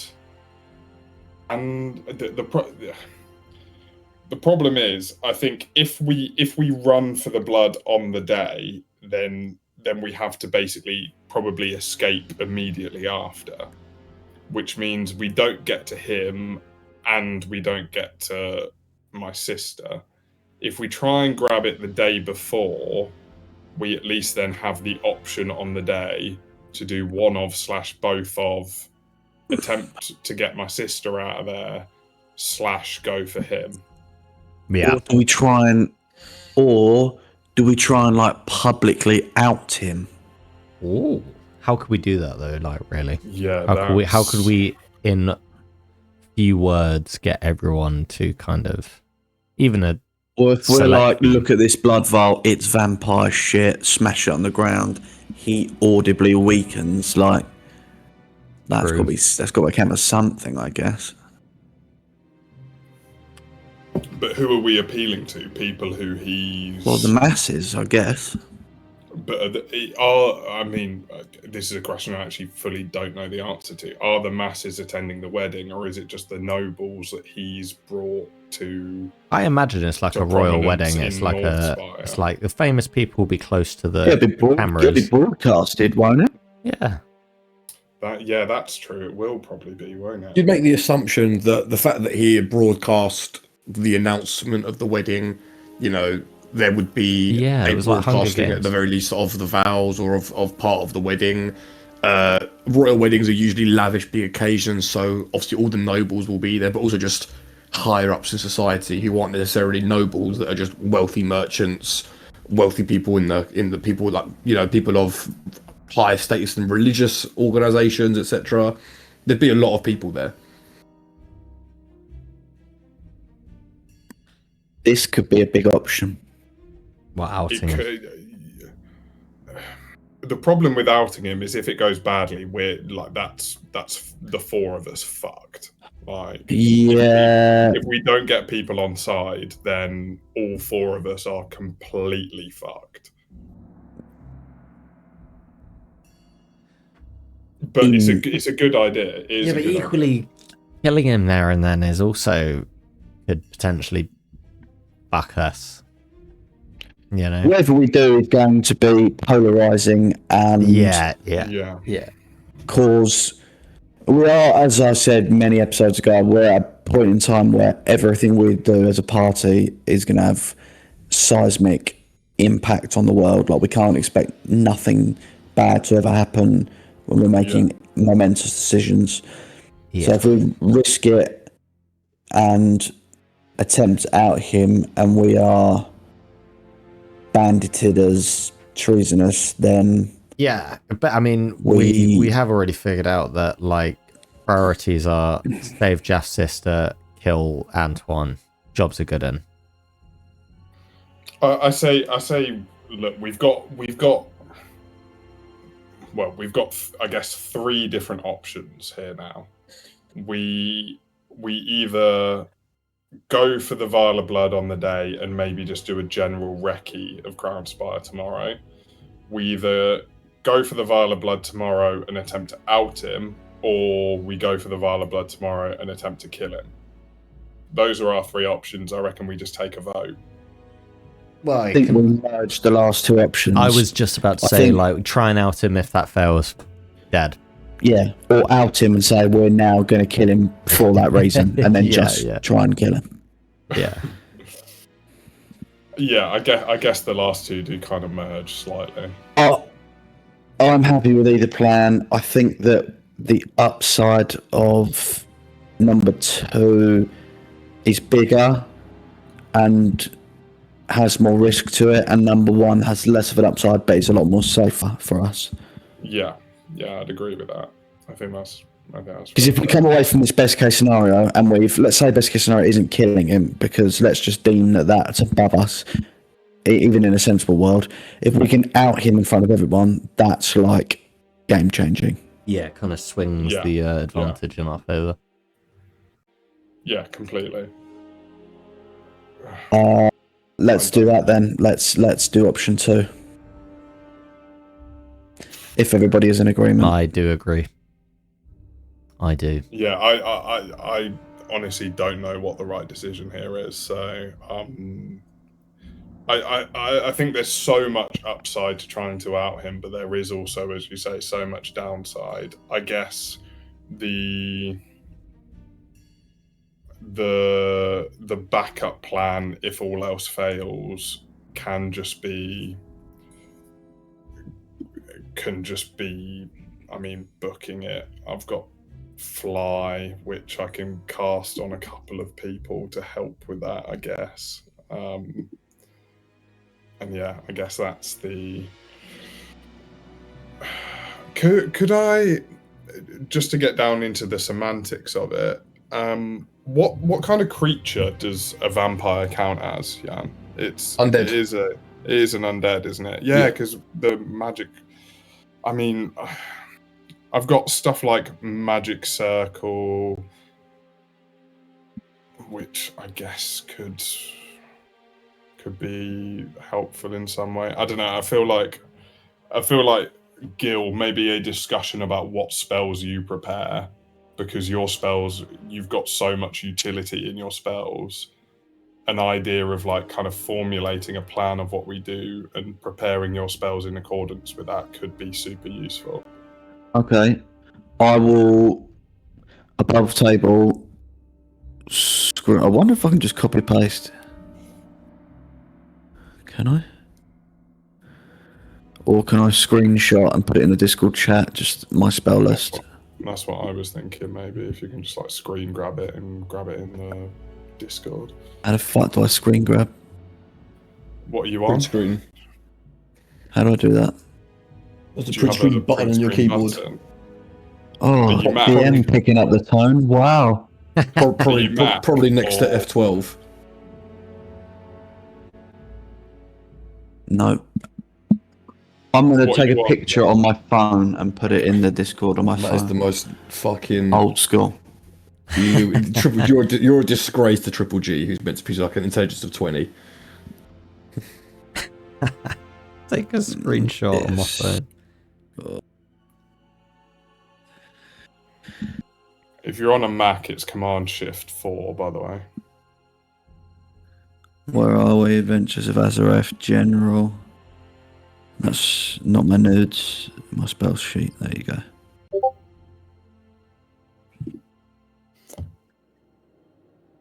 So I do have locate object.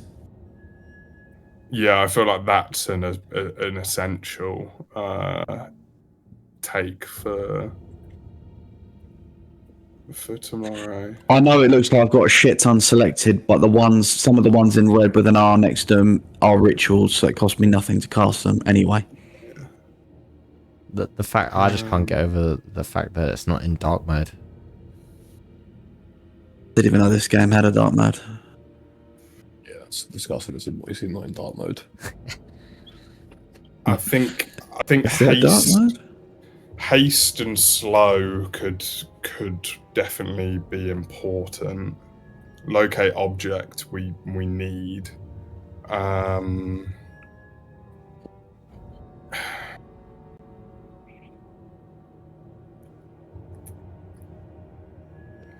Fireball basically has to come. Slow. What save is slow?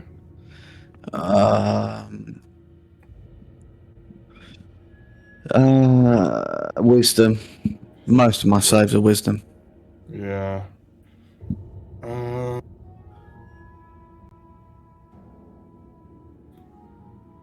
I guess while we're outing him, I have deafness. Whether or not we could like slow and deafen him to basically stop while we're like in the process of outing him, to stop him like stop him saying much or like doing anything, I guess. Yeah, he's a pretty powerful dude. I imagine he could say something, you know, and just ruin our day, basically. Is it I'm trying to worth? look at my I'm trying to think what like categoric evidence do we have? Like, so for example, if we could get those robots, those Warforged that Gimp guy stole, like somehow in front of the public to be like, look at what this fucking guy's building. That's one. another. No, we've got one from another continent. Oh yeah, we do, don't we? He's the pure one, which they built. They were modelling the shit ones off, basically, like the evil ones off. I mean, is anyone going to know the difference if we're like, this is basically what they're building? Well, we're dipping into some serious political implications there if we start banditing about another continent's greatest creation, saying this is the evil robot. I'd rather not do that. I mean, but then I guess why else would it be here in Northspire if they weren't using it for something? well, that's what I mean. They took it and then based their models off it. They copied the schematics off it and then built their own robots based on it. Yeah. Is that not how we could pitch it? Be like, look at this cunt, like he's here in Northspire, they've stolen it. And but then it's just he said, she said, like it's here, and we're saying he's built an army, and he's like, well, I ain't built an army. Yeah. Like, as whereas if we go look at these robots he has built, they're right in front of you. Yeah, I guess so. I don't know. Maybe I think the two biggest things tomorrow then are paying the robots a visit and trying to get the vial, I guess. Yeah. Although I'm very tentative about doing that, but we'll fucking. How about this? We try for the vial. If it even looks moderately sketch, we just leave it. Yeah, no, I think that's fair. Okay. I mean, it's gonna be moderately sketch. I think either way, there's gonna be some arcane kind of defenses clearly up. If it's looking like it's gonna be a genuine problem, yeah, we just fucking book it. Okay. Yeah. The only other thing I thought, just looking at your spells and sending, is it worth?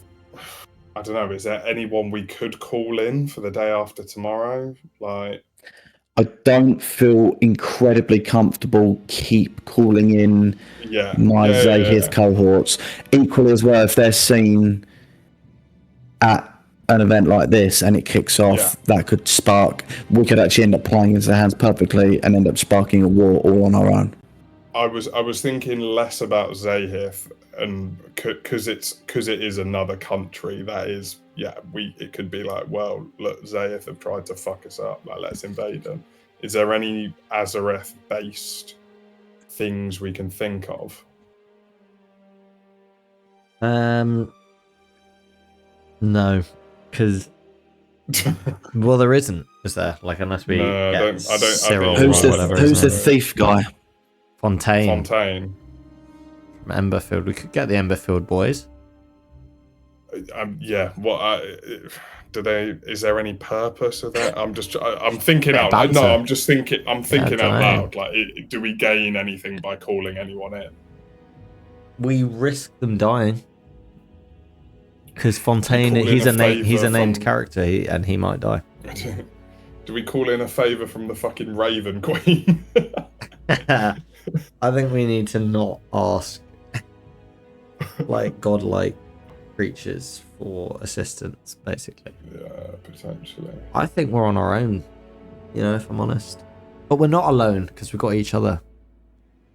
Wait, I've got a kind of mental idea. Oh, really quickly before we long rest and just crack on with the plan as being. What if we take the blood and then attempt to barter with this beta before the wedding starts?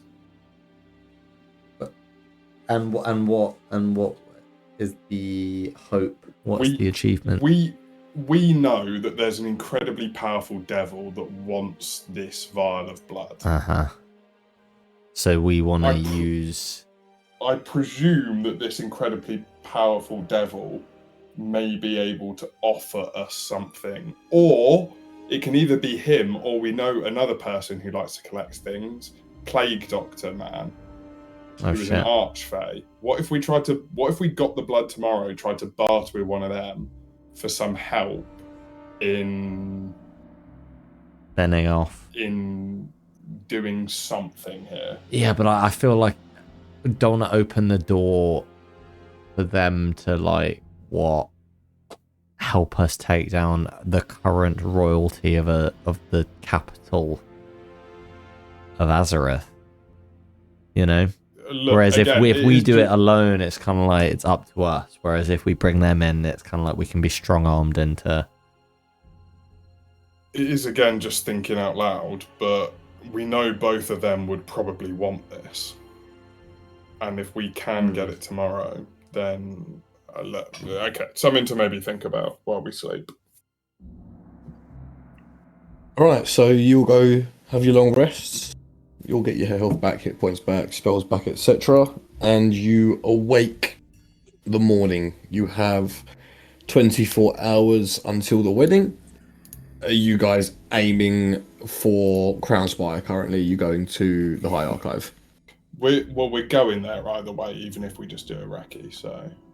Yeah. Okay. So you head up through High Spire, which I don't think you've been to yet, High Spire. Very beautiful, lovely area here. You get it through with that pass. You can get through pretty much anywhere in the city now, barring the Citadel. You head up through to the last layer, the last area of the city into Crownspire. This is the almost top of the mountain. There is the actual peak of the mountain.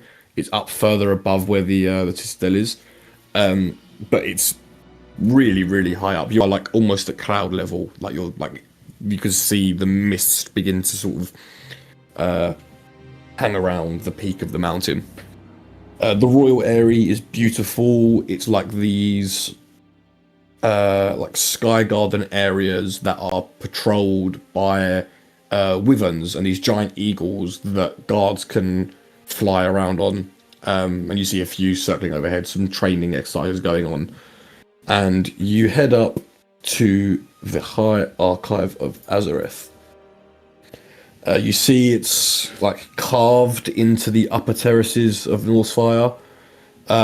These white marble pillars veined with like faint gold, polished to such a reflective mirror-like sheen that just reflects the city below. These tall columns rise, each etched with like lines of script, just so flying they just blur when you stare at them for too long.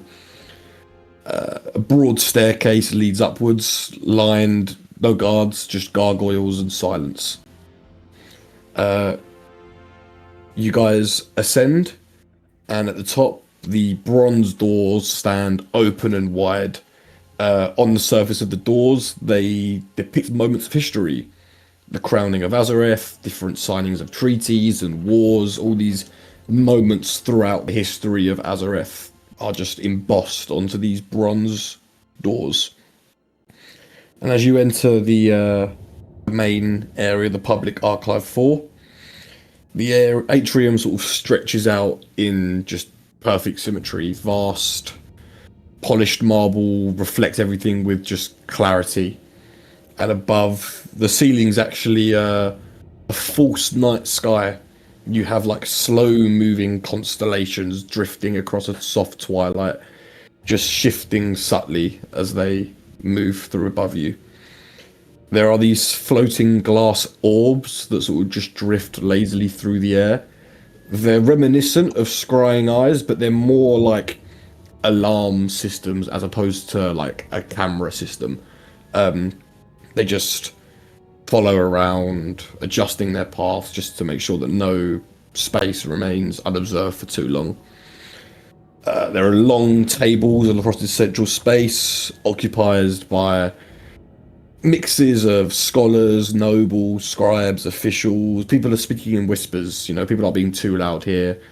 All you really hear is the sound of pages turning and quills scratching.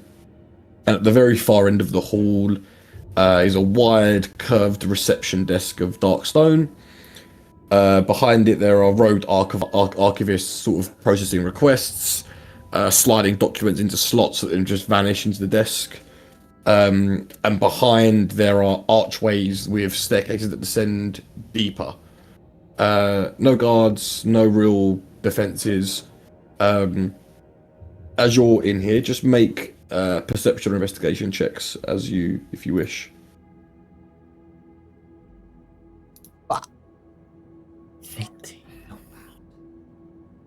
Fucking 2 on the die. Fuck. Yeg, on that 18, you sort of look around at the people around here, yeah? You see that there's a middle-aged woman who is sort of standing behind the reception desk.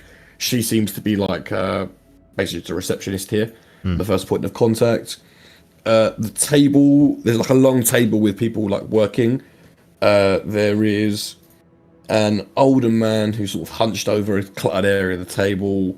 He is, his workspace is messy. He's just muttering to himself, sort of speaking about the work stuff he's working on. There's a woman dressed in like arcane robes with a crystal monocle over her eye. She's just like very cold, very calculated.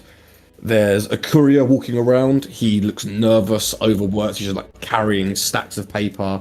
Occasionally he'll drop a few and he's like scrambling to pick them all up. He seems very stressed.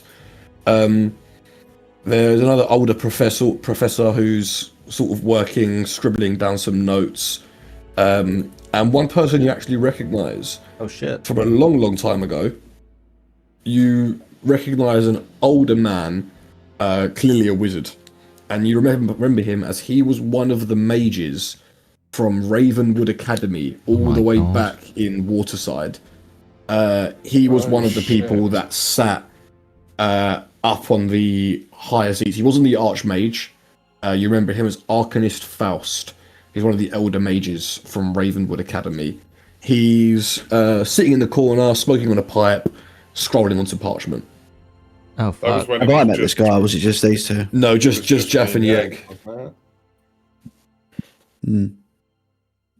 Did he, and he was, they weren't nice, were they? I don't remember them being. The Archmage was not nice. No, the Archmage himself was not nice. This guy, we didn't really hear much of him, or is that? He didn't speak much. It was most of the conversation was between you and the Archmage. Yeah, he just sort of sat on one of the tall pedestal seats alongside, but he didn't really speak out loud. But you do recognise him.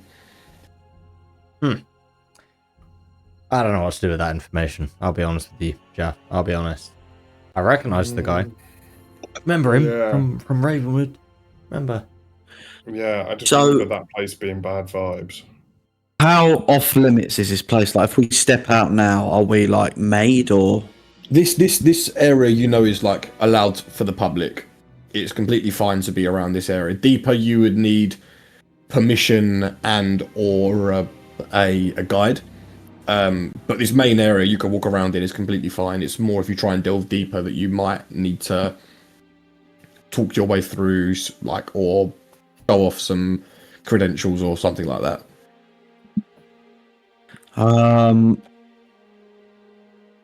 Okay. And we're in the High Archive right now. Yeah. And that's where the blood vial is roughly. You believe it's going to be... You actually saw a vision. It was in a vault deep below the High Archive. Okay. Is this like a library? There are like books and quills around, aren't there? Yeah. There's loads of people here, like working. People are like popping stuff into their books. People are like cross-referencing and doing their own research, writing papers, theses. There's just a lot of academic work going along. I am going to, whilst like we sort of entered the room, I'm gonna lean over like a book and a quill and sort of make it look like I'm taking notes, and I'm gonna draw like a picture of the vial, like a rough sketch of a vial, and I'm gonna draw surrounding it north, east, south, and west, and I'm gonna cast a sigil, put my hand on it, and cast locate object. Within 1,000 feet. So you basically get the sigils that have been marked as north, east, south, and west all start to glow, and it points north, and you can see the N that makes the letter N for north begins to almost move through the parchment and point down. So it sort of, and that sort of, as you follow where that's pointing, it's behind, to the right of that reception area. There's this archway with steps descending downwards, and it's pointing towards there. I will angle my body so that the other three can see what I've done and like where roughly it is.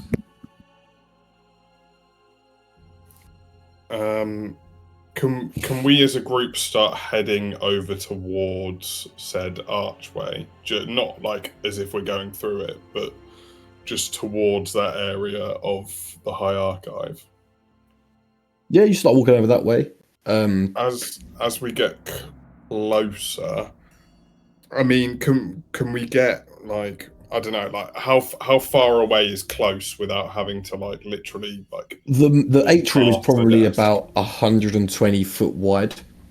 It's quite a large atrium area. So as you walked in, you're about 120 foot away. It's the other side. So 60, 70 feet, it gets you about halfway. Right, I mean, I'll explain what I want to do. I want to get slightly closer, and it's got to be within 30 feet, but I don't know if that's a dangerous distance. And I want to kind of detect magic and see if emanating from this archway, what kind of magic I can feel. But I don't know if 30 feet is like a dangerous distance for people to be like, where are you going, kind of thing. Well, you tell me, do you go within 30 feet or do you not? Well, how close is the desk to this archway? Is it literally right there, or you've got to walk past the desk? The desk is to the left of the archway. Oh, okay. So I can be 30 feet away, like away from the archway, and still like well before the desk. Yeah. Yeah. Can I do that? Can we get like vaguely around there? Just start like kind of looking at books and stuff and pop a detect magic. As you pop a detect magic, you get a strong aura of illusory and divination magic.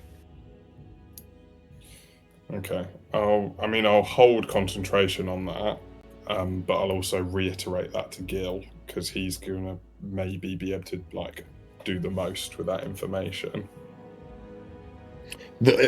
I'll say it's not coming from the archway itself; it's coming from beyond the archway. Yeah. How like visible is this area? Are we being watched?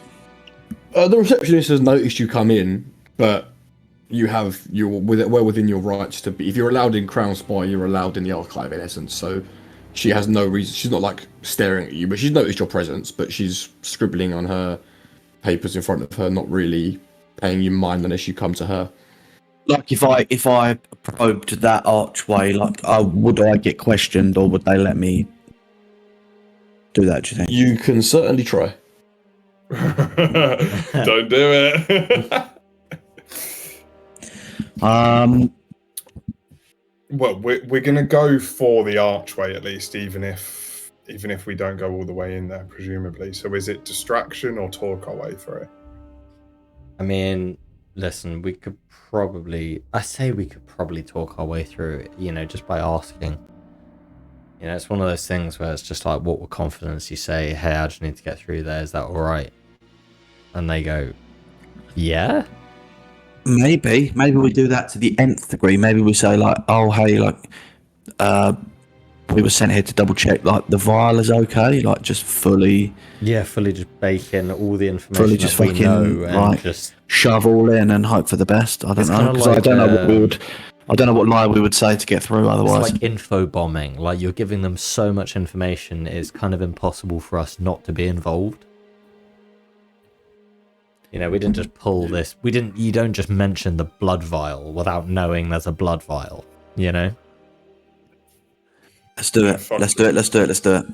I'll slap Yeg on the arse and give him some Bardic. Here you go, kid. Jaeger's sweating. I don't think it's possible for him to sweat, actually, but... So do you approach the reception area? Yeah, with a vague confidence, you know, like I'm leading the pack. You head over, and the middle-aged lady says, hello, gentlemen and lady, pointing to Yuki. I am Archivist Maris. How may I be of assistance to you all? Yeah, no, it's nice to meet you, first off. Secondly, we're here to double-check things for the wedding. We're part of the, you could say the archival team. Let our little chuckle. She doesn't laugh. We need desperately to check the blood vial. Could you let us in? She looks at you blankly and says, the blood vial, Yes. I'm unaware of any items in our possession that would match such a description. Which vault is it in? It's in a vault. Come on. You know, how much information do I need to give you, you know, before I... In a vault? Well, I mean, all of our vaults are towards the deeper areas. Do you have any documentation or anything that you could use to look around? Prove to me that documentation? Anyone? Documentation? Yeah, I've got some.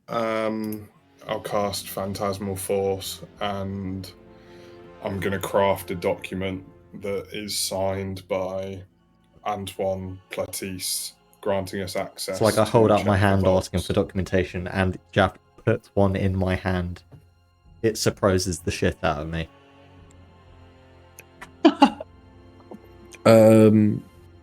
Okay, so intelligence save DC 16. She gets a +3 to this, so you need a 12 or lower on the dice.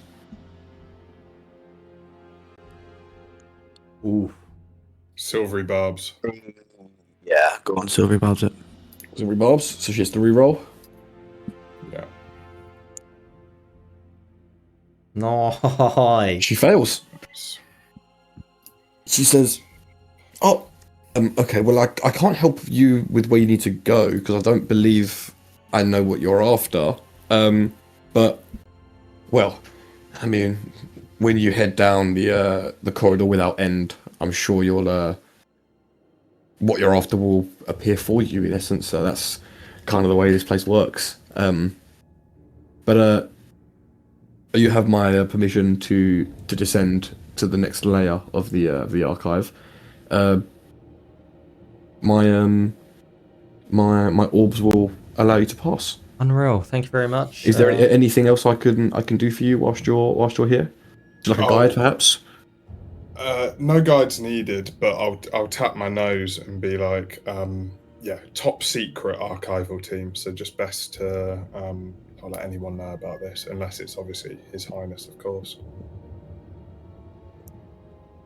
We operate on a need to know basis anyway, so you have nothing to fear. But please enjoy. Well, that went well. Come on, boys. And Kit. So you guys pass through the archway, and the space beyond opens. As you go down a few steps, there's a small little doorway, and as you open through this doorway, it's just a single impossibly long corridor. You can't see the end of it. It stretches out in a perfect symmetry, just this straight line vanishing into a distant blur that just never quite resolves to an end. The floor is this like smooth black marble, completely uninterrupted, just reflecting these long, tall, impossibly tall shelves on either side. But the air is just a little bit unnaturally still. There's like no dust, no light. Every sound behaves strangely, like your footsteps land and you expect to hear an echo, but there is none. You speak out loud and your voice is carried, but just feel muted, as though the corridor itself is just absorbing all of the sound.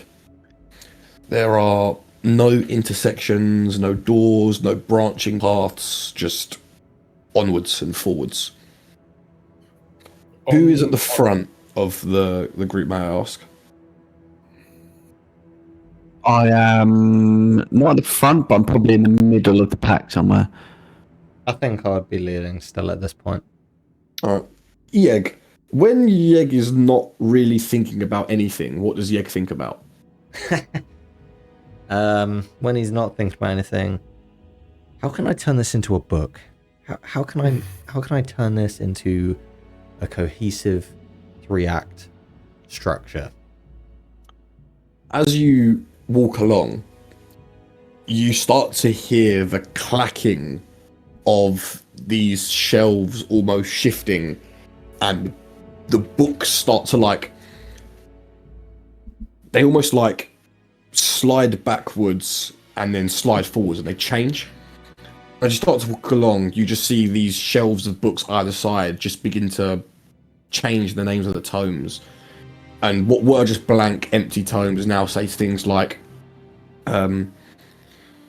writing tips and tricks, 3 ways to effectively improve the way you write, how to write a cohesive story, just different loads and loads and loads of tomes that all just appear saying how to make a better story, how to write a better story. Oh. And as you walk probably another 20 steps ahead, you turn to look back, and the doorway you came through is still directly at your back. Oh, whoa. As in, we've hardly even moved. You have not moved an inch. Like that doorway has stayed behind you. On my detect magic, am I getting a source of this presumably illusory magic? It just seems to emanate all around. It's layers and layers of this illusory and divinatory magic that just... Your 30 feet thing, your 30 foot, almost radius, it expands beyond that constantly. This, hum of illusory and divinatory magic that just seems to go on forever. Okay. My mind's being blown. What happens if can I go grab one of these tomes? You can. You pull one out, and it's what it says. Oh. It is tips and tricks on how to improve your storytelling and how to write, the correct and incorrect ways to layer a story, how to do character work, how to flesh out characters and make them agreeable and empathize and have your readers empathize with them, how to hit the landing on a twist. It's just tips and tricks on how to write. Oh shit. Are these available to take? I'm gonna pocket one.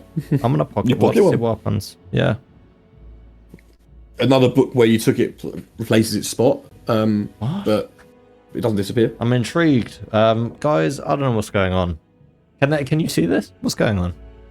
They can all see it as well. Ah, there's my books, or not my books, but books for my thoughts.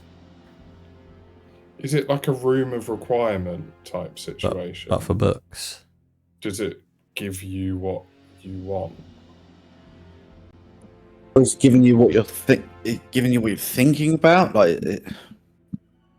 I'm not an expert, but I am passively thinking about how to make a better book. So maybe if you're passively auto-thinking of something... Is there any way you could passively think about a blood vial we desperately need? I'm thinking, and now I'm passively thinking. I'm just thinking about books. You're trying to think about a blood vial. I'm trying to think about the image that Gil drew.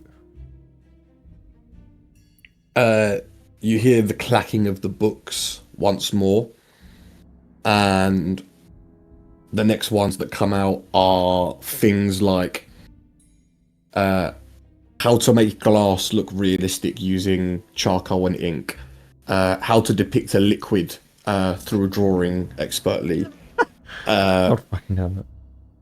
what proportions should you be using to convey shadow and depth when drawing vials and liquids within vials? How can I include blood vials into my stories? Guys, Right, I'm not okay. being funny. It's not working. I'm a bit lost. This is like a pure illusion. Then this is. It's not giving you what you want. It's just. And my locate object is like pointing in this direction, still like forwards. Your locate object now, as you look back at it, is spiraling in every which Yeah. direction. Yeah. Mm. It's almost like you're standing on the North Pole and you've got a compass out and it doesn't know where to point. It's just spinning and spinning and spinning. This is really fucking dumb. But yeah, what if you try and think of how to create an illusionary corridor for a vault? I was actually thinking something extremely similar. Like Yeah. we're trying to meta game the illusory magic. Yeah, I guess I'm gonna start thinking not too hard, but I'm gonna start thinking about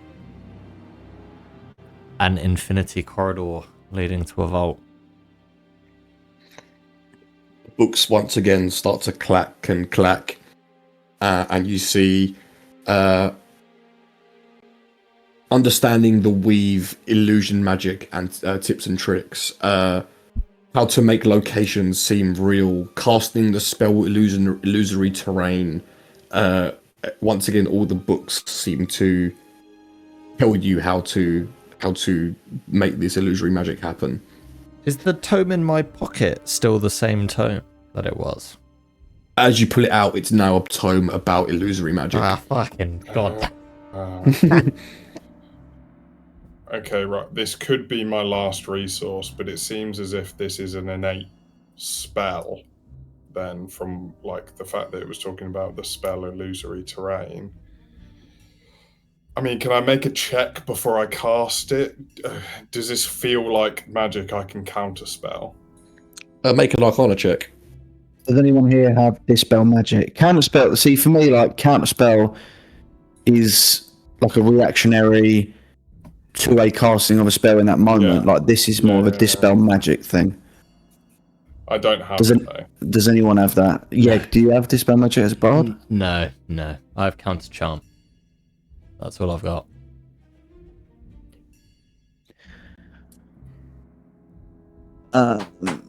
I'm feeling stressed. If anyone wishes to make an Arcana check for me, they're more than welcome to, by the way.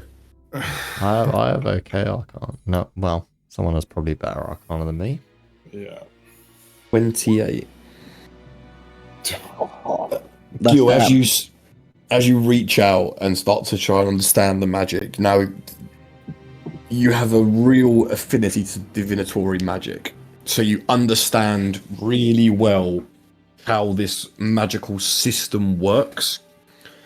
It is in essence the area around you reads your thoughts and it provides answers to your thoughts. But I would say, because you've been probably feeling this for a while, you noticed that when you're asking certain things, i.e. about the blood vial, for example, you're not getting the truth that you're after. You're getting the truth that the archive wishes you to see. And you feel like the magic is here to protect these secrets, these things that shouldn't be found by ordinary people. You can test this hypothesis further if you'd like to by asking about other things, other secrets that it would try and perhaps hide away from you. But you're understanding that you understand how the magic works, and the magic should have worked for the blood vial in theory by the way it works. But there's clearly some redundancies within the spell and the enchantment of this area that is protecting certain things from being found. I would like to think about Antoine and everything to do with Antoine and like the life and times of Antoine. as you think about Antoine and the lifetimes of Antoine, you get tomes that come out, and they're all about his false truth, about being a descendant from Duskmore, his benevolence on the throne, how he's improved relations. They're all lies that have become truth through his words, that have become accepted by what he said. Nothing about his actual lineage being a Vaneborn comes up. Nothing about the Blood Vial comes up. Nothing about the Children of Darkness comes up. Only what the archive wants you to know.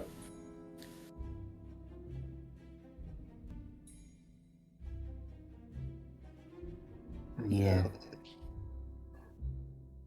I'd even say, carrying over from that 28 Arcana, you can see, you feel that the only way to overcome this is to outsmart the magic. Yeah.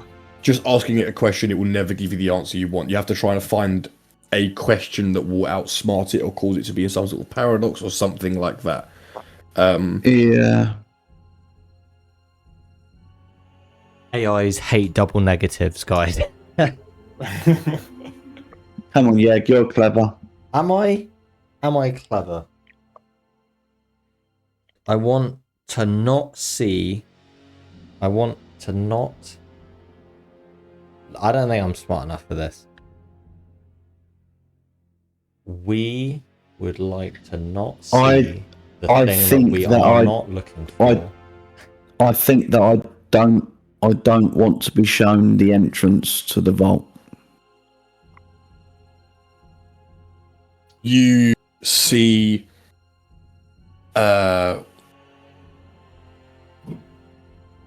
you think that you don't want to see the entrance to the vault.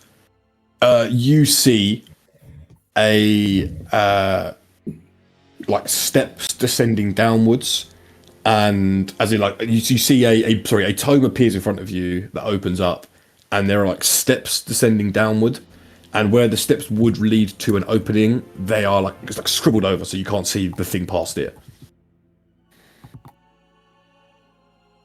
Is this in a book that I'm like in a book, looking? yeah. I'll put my hand on the page. Make an Arcana check for me.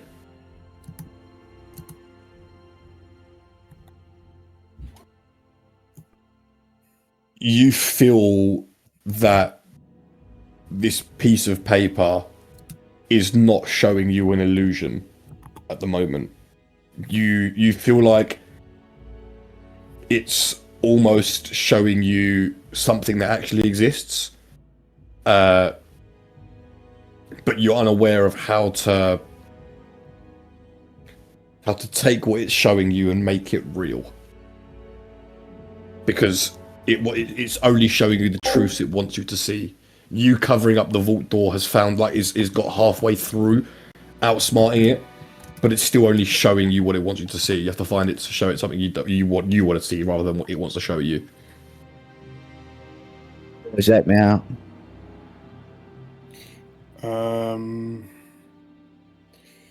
No, your idea of that was what I was thinking of.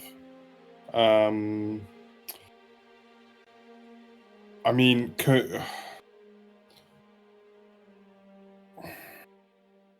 I was gonna like. What I was gonna say is to try and ask it to like not show us the blood vial, but that's basically what you said, and it's not working. Could we? I don't know. Can we try and like catch it on itself? Like, try and basically think two opposite thoughts at the same time. I could think like, don't show me the vault, and you could think like, show me the vault, and yeah, could think like, don't show me the blood vial, and Kit could think like, show me the blood vial or something. Just try and catch it, like trying to do multiple things at once. I guess that's the next best plan. We'll see what it shows us. But you will try and think a conflicting thought, basically. Yeah, I think each of us like pairs up to think one of like the opposite things of those Meaning, sorry, can I have an example? So, the opposite of. So we all stand together. Yeah. You think, show me the blood vial. I think, don't show me it. Gil thinks, show me the secrets of the vault. Kit thinks, don't show me the secrets of the vault. Yeah, okay. I'm following. I'd like all of you to make a wisdom saving throw as you do this. Buffalo Soldier. Good save. I've been rolling hot, baby. Wisdom save, Kit. That will do it.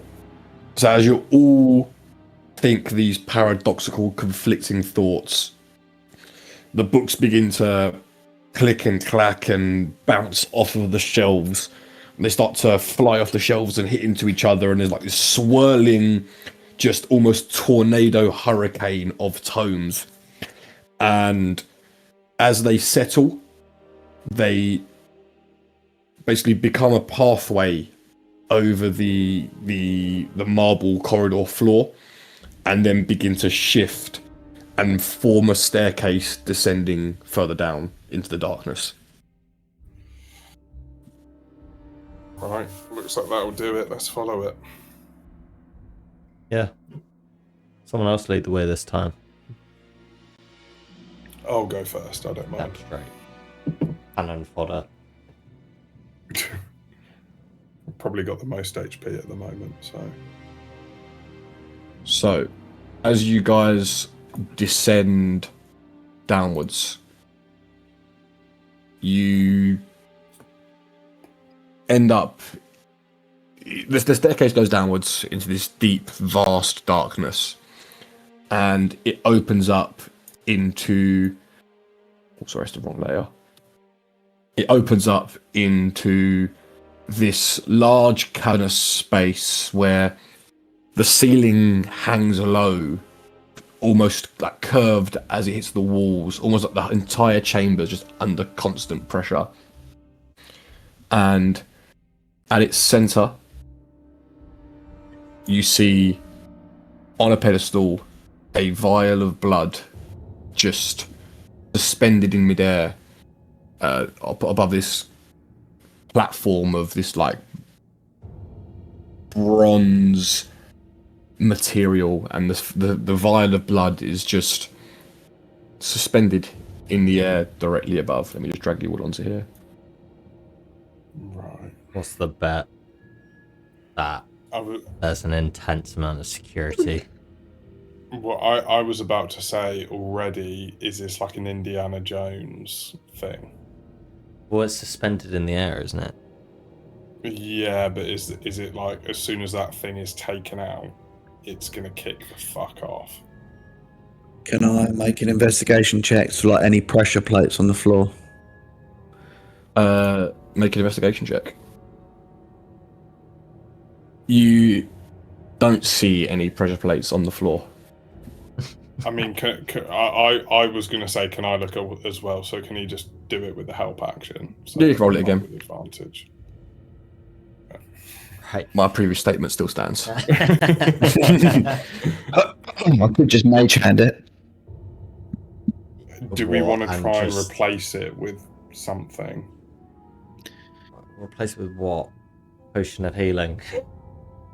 Yeah, I've got one of them. Do you want to just give me one and I'll mage hand it over? I'll give you a vial of holy water. I've got that. Oh damn! What a fucking kick in the knob. Why don't we just put a pouch of fucking garlic there as well? Just I'm gonna walk over. Cool. sets up a pressure plate. I was going to say, as he Nothing walks hap- over, has anything happened? Nothing happens, no? Oh, good stuff. As I'm gonna, as I begin to mage hand the blood vial off, like very slowly, in the sort of space that it's starting to leave, I'm gonna be sliding at the sort of same pace, momentum, and latitude a like vial of holy water or whatever the fuck I was just given. But as you go, to cast Mage Hand. No. That you feel the weave begin to form the hand, and just as it's about to become corporeal, it sputters out of existence. Make a perception check for me. I've lost my mojo. You're confused at this, and you start to look around. You don't see anything around, and you look directly upwards, and suspended in air, you just see a huge pupil eyelid just open, That is yucky. and a beholder is up at the top of the ceiling, just looking directly down at you. Could everyone please roll initiative? Oh. Oh, Why couldn't you just let us Indiana Jones it, man? Yep. Hang on. Oh my I'm God. falling behind. Where's my Where the fuck's my initiative? I was there. oh, fucking outrageous work from fucking Yeg once again. Oh, hang on. Oh, sorry. I can do this. I can do it this way. I can clear the ones that were already on here. I use so many spells getting us Another there. day at the bottom of the initiative. Oh wait, hang on. Sorry, I can do this. I can do this. What can Accidentally Yeg do? That's the question. Put a bunch of ones here. So that one's right. That one's not. That's right. Deals that one. I'll roll another one. Oh, yeah, I've rolled the same ones. Do we think a beholder is wise? Probably. Right. I think so. Yeah. Well, I mean, everything's a bit of a Hail Mary. So, Why don't you track Jemima on here as well? I'll bloody Got Jemima. Hey, big up. Got you here the whole time. Hi. Keep forgetting he's I'm still thinking about the bartender going like, so what would you man like? I don't know you, man. No, that was it. I don't know you, man. He forgets he's Okay, working in an and upper then- end restaurant for a minute. Ah, yes, you've Character done well, you've done well. Right. Okay, Kit, you are up first. Well then. It is floating probably about 20 feet in the air, just a heads up. Okay.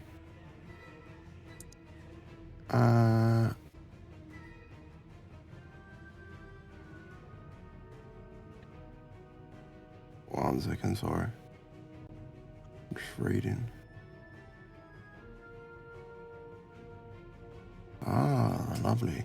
Right, I'm gonna move here, and I'm gonna shoot my short bow at it. Okay, feel free to roll. Roll to hit. 17 misses. What? Yep. Well, that's not Yeah, good. This one's gonna Yeah. be rough.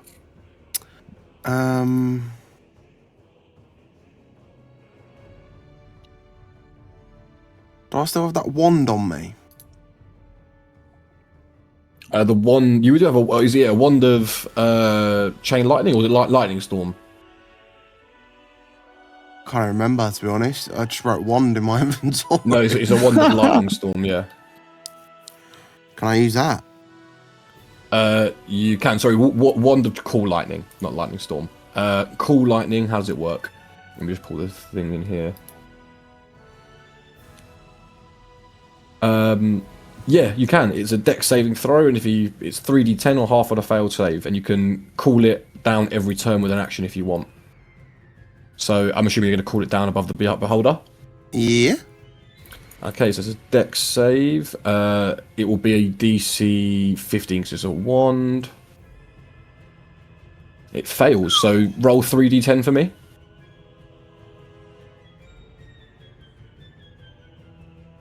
$15 points of damage. Cool. So, Kit, that is your turn. Unless you use any bonus actions, you can dash with a bonus action, for example. We can see the health bar again. No, that's not my. That's all me done. So you've done. Cool. At Yeah, the we can end see of the health your bar. At the end of your go, Kit, it's going to use a legendary action. Let me roll a d8. An 8. Are we fucked? Off. It is going to. That's the worst one it could have rolled. It's looking in this direction. 1, you can see the health bar. Oh, You said it about 3 times, Jan. there you go. Is it gone now? Yeah. I quite Perfect. enjoy being able to see it. It's going. One of its like. So this beholder is this like big eyeball covered in this like purplish flesh with 8 tentacles with smaller eyes all coming off of it. As it takes a bolt of lightning to its torso, it's going to flick one of the eyes to look at you, JAFF. And I need you to make a dexterity saving throw for me. Yes, sir. That's a save, so you just take half this damage. So you will take.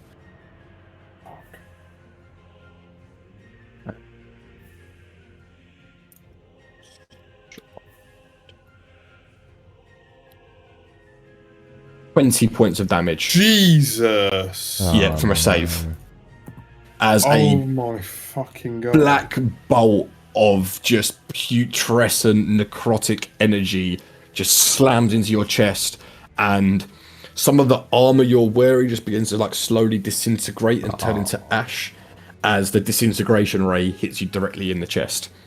Fuck. JAFF, you're up. Okay, well this is probably relevant then. Fuck, Gil's just gone. That doesn't help this. Okay, right. I'm gonna cast blindness on it. We love that. Ooh, how do I rule that? Well, it's blinded, obviously. The creature becomes blind. I don't care how many eyes it's got. no, it becomes I- blind. Okay. I believe the creature will be A blind and Constitution deaf. saving throw. DC 16, yeah? Yeah, it's gonna Okay. it's gonna have high con, so I need it to roll low. Well, I want to wait for Triple G to get back, because he may want to use a portal on this. Yeah, that's what I was thinking. That's why I was like, that doesn't help that he's just gone. Well, I'll roll the save anyway. Just Yeah, in go on, case. roll He the rolled the net 1. Oh my god. That's what we need. So you're going to blind it or deafen him? What do you reckon? Okay. Alright. It's blind. That's cool. Amazing. Wow. Is it still is it still on the ceiling? It's about 20 foot in the air, so it's not on the ceiling, but it's 20 foot above the ground. Alright, well, either way, actually, here, I'm gonna bonus action. All I've got is taken on my form of dread. So, I roll 1d8, 1d10 plus my warlock level, so 7 plus 6 gives me 13 temp HP. And then I guess I'll move slightly further in towards it, just because I've got a bit of temp HP. Okay. It's go. It's gonna amble towards where you are, and make a bite attack with disadvantage because it's blinded. Negated the nat 20. 7 misses. Yeah. Crazy. That does miss, yeah, thank God. Okay. Jesus. And because it's blinded, its anti-magic cone is also blinded. So it had an anti-magic cone aiming towards Gil, not towards you, luckily. That's why your spell went off. Oh my god. But because it's blinded, its now magic is still working. So massive from you. At the end of its go, it gets to Thank make another you, con yeah. save. Yes, whenever it ends a go, it gets to make a con Yeah. save. Oh, sorry, that was his advantage. Let me roll it. Oh my goodness. How many fucking A 16 meets your DC. silvery barbs? Silvery barbs. Get wrecked. Rolls it again. Every spell slot I've got gone, but And a nat 20. Oh no! Gil, are you there? We've been rumbled.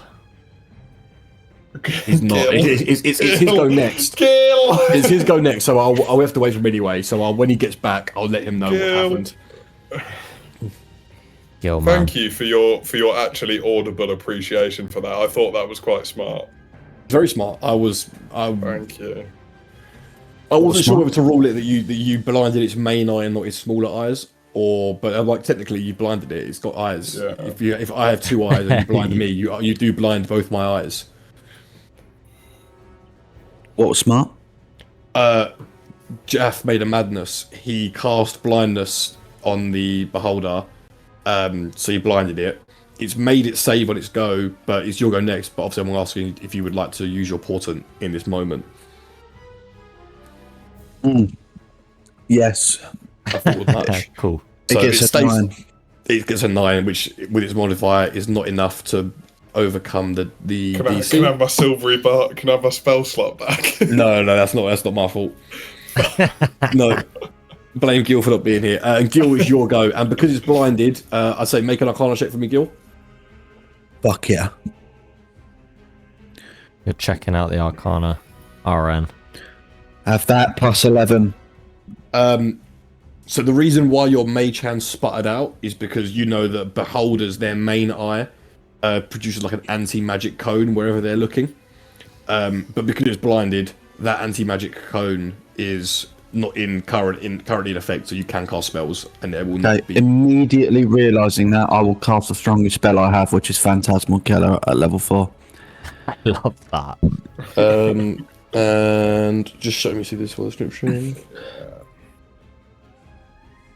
Wisdom save. That's also not my spell save DC. Tell me what your spell save DC is. It's 17. Makes no difference. It rolled a 4, so 17 points of damage. Is that right? That's what you rolled. 4d10, 3 plus 3 plus 6 plus 5. Yeah, you didn't Fucking roll great. pony. It's below average, yeah. 4th level spell doing 17 points of And damage. it is frightened. Suck your mum, rude boy. 10-foot radius. And the frightened condition.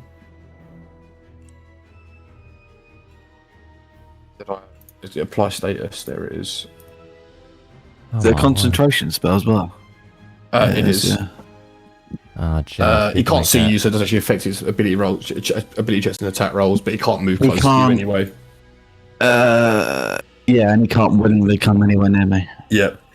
Jemima's go. What a It still hasn't got a sword yet, but it is going to move forward 30 feet and use a radiant blast, which does radiant damage from its hand.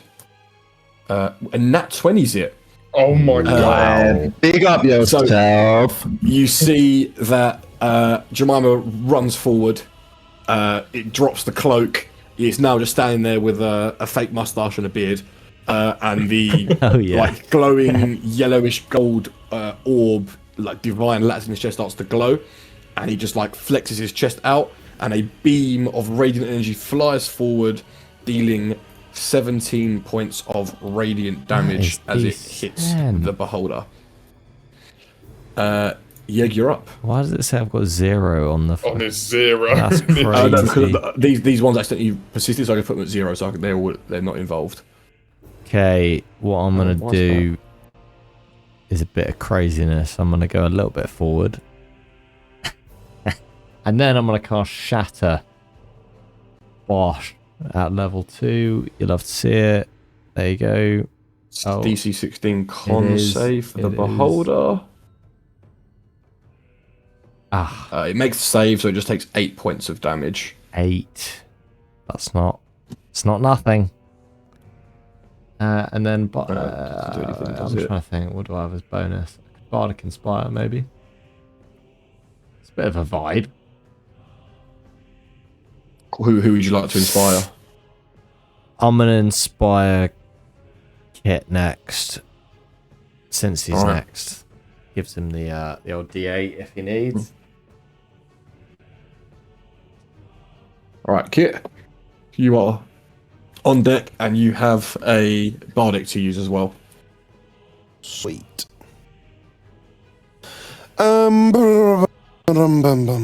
So you can, as an action, you can call down more lightnings. If you'd rather not use your bow, you can. But you also have a bardic inspiration if you want to use that to increase your attack roll. Yeah, I'm gonna do that. All right, roll to hit.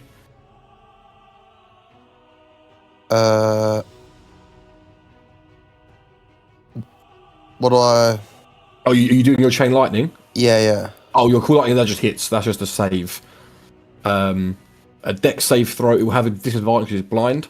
With quick question, with a sneak attack, it says like, I get it. Like, So you because it's blinded, you would have advantage on your attack. So you would get sneak attack if you hit. okay. You only get a sneak attack if you're either if you have advantage or if you have also to fair Jaff's flanking anyway. Although he's 20 feet in, he wouldn't count, but you have advantage anyway because he's blind. So you can roll a short bow attack with advantage, and you'll get sneak attack. But not on the lightning. But not on the lightning. It's only if you use a rogue weapon, like Okay. a finesse weapon. So you either can do the lightning and no I'll sneak just do the attack, lightning, or you lightning. want to do the lightning, yeah? Okay, so dex save with disadvantage for the beholder. Disadvantage, dex save. That's a fail. So can you It's roll? rolled 3 nat 20s on disadvantage so far. Can you roll a 3d10? Perfect. 16 points of lightning damage. So you call down another. You bring the wand and you slam it down, and a bolt of lightning just slams into the beholder again. Any bonus action from you, or are you happy to go? Just gonna move in. That's it. Cool. Jaff, you're up. Has it flown down to within range of me to hit it melee yet, or No, is it's still 20 feet up in the air. Right. Okay. Well, I got no spell slots, so I guess I'm just gonna fire. You get advantage. Yeah, you get advantage because it's blinded, but 13 misses. I get. Oh, well. Okay. That's one. Oh, sorry. I see. You're doing. And then You get 2 attacks. Well, They all miss. Yeah. The 13 and the 16 miss, basically. yeah. Is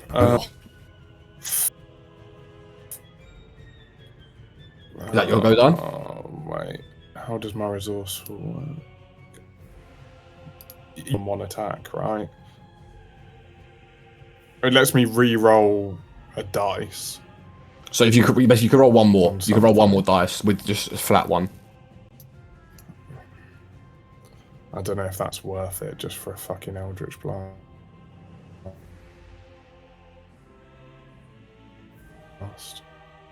Up to you.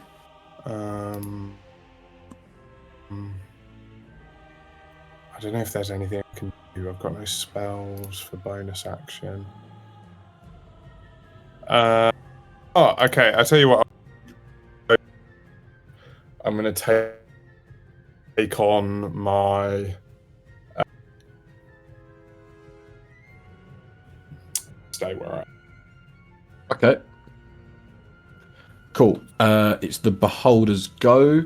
It's going to make a bite attack at you, Jaff. It's going to come down to your level, make a bite attack with disadvantage. Disadvantage. Bite. Fails. And then it has to do both its saves on both the Phantasmal Force, Phantasmal Killer, which is a Wisdom saving throw, or it takes 4d10 damage. Fails that, so roll 4d10 for me, Lou. Big up. And Jaff's one is blindness, deafness, which is a What's these fucking rolls, man? con save, DC Can 16. Can I use my meta magic once a day to reroll spell damage? You can. Whoa, cool. Con save for the blindness. 17 That's is more a fucking like it. 23. pass. So it's no longer blinded, but it has just taken 23 points of damage. It can't move any closer to Gil. because it's still frightened of Gil, but it can What's now the see. number? I can see now. Gil, you're up. Reminder that Phantasmal can't do Killer spells. is concentration, so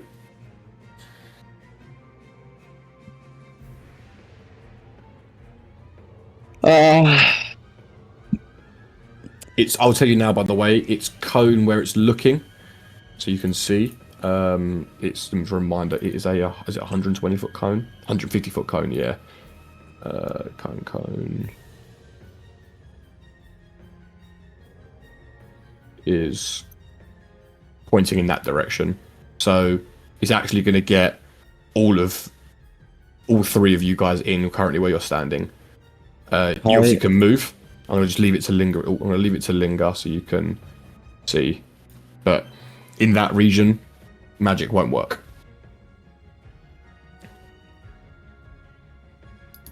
I'm gonna grips up my character. 5, 10, 15, 20, 25, 30 feet of movement. And then hit motherfucker with a... I'm hitting with a chromatic orb. That is a 27 to hit, which does. So, what damage type are you choosing? And roll damage for me. I'll do cold damage. Cold damage, cool. And that's 7 points of damage. As you hurl a orb of cold energy directly at it, it sort of hits into the underside, just sort of freezing a bit of the leathery skin of the beholder. At the end of your go, it's going to use a legendary action once again to use one of its eye rays. Number 3 on the dice, which means One of its eye rays. I love that. it's going to aim at. It's going to aim at Kit because it can't look at where it's already in its anti-magic films. Kit, you need to make a dex saving throw for me. DC 16. You're the most dexterous person I know, Kit.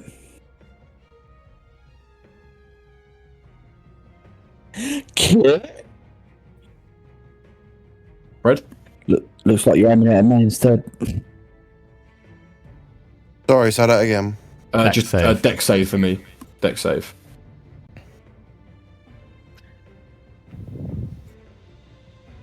Thirteen's a fail. Oh. Your speed is halved.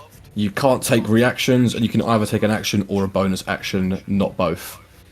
Because you've been hit with the slowing ray. So, one of these eyes turns to look at you, and it fires off like this greyish white beam, which just hits you in the shoulder, and you just feel lethargic and slow, and your movement is slowered. I can't. Oh, mate. Jemima's go. He's going to step out of the eye ray and is going to try and hit him with another radiant blast. 17 misses. As it fires and it just manages to duck out of the way. Yeg, you're up. I'm gonna cast. Can I cast it from here? Yeah. Oh yeah. Moonbeam. Can I also get out of the? What is this cone that I'm in? You can't cast spells. It's an anti-magic cone, so And you have I- to move out of the cone to cast any spells. Is that allowed? I'll move one more just to be. I'd move one more just to be safe. There you go. And then I'm gonna do a little bit of moonbeam. So that is. Oh, that is. I always try and send in the spell itself, but It's alright, the spell's here. It's cool. So, What are our damage? Three. rolls? Fucking- 3 radiant. con save DC. It's not yours. DC's not 14. What's your spell save DC? It's 16 plus 1 because of the ring. Right? 17. So that is a fail. Oh, So it takes fucking 3 damage. Fucking brilliant, guys. Fucking spot the fuck on. Lovely. Is that your go finished, Yeg? I think, unfortunately, yeah, I could Bardic Inspire Jaff. Cool. Jaffe gets some inspiration. Just in Jaff, case. you're up. It is now down on your level, by the way. It moved down your level to bite you, so it's at your Is level. it not Kit's go? It is Kit's go. I don't know why I've accidentally skipped past him. Kit, you're up. You can only move half your space, and you've only got either got an action or a bonus action, not both. I'm gonna shoot this bitch with my bow. Okay. Oh yeah. Kits, Jaff next to him, so you get sneak attack as well. So make sure you tick the sneak attack button underneath, and then roll damage. For 18 points of damage, even with a 1 roll, you roll 2 4s and a 3. So that's 18 points of damage. As you fire your short bow, and it just like hits one of the tentacle arms that go out, and it just doesn't scream, doesn't really make noise, but it lets out an earth-shattering noise. At the end of your go, Kit's going to use another legendary action. Rolls a d8. 6. Okay. It's going to aim at you, Jaff. Can you make a wisdom saving throw for me?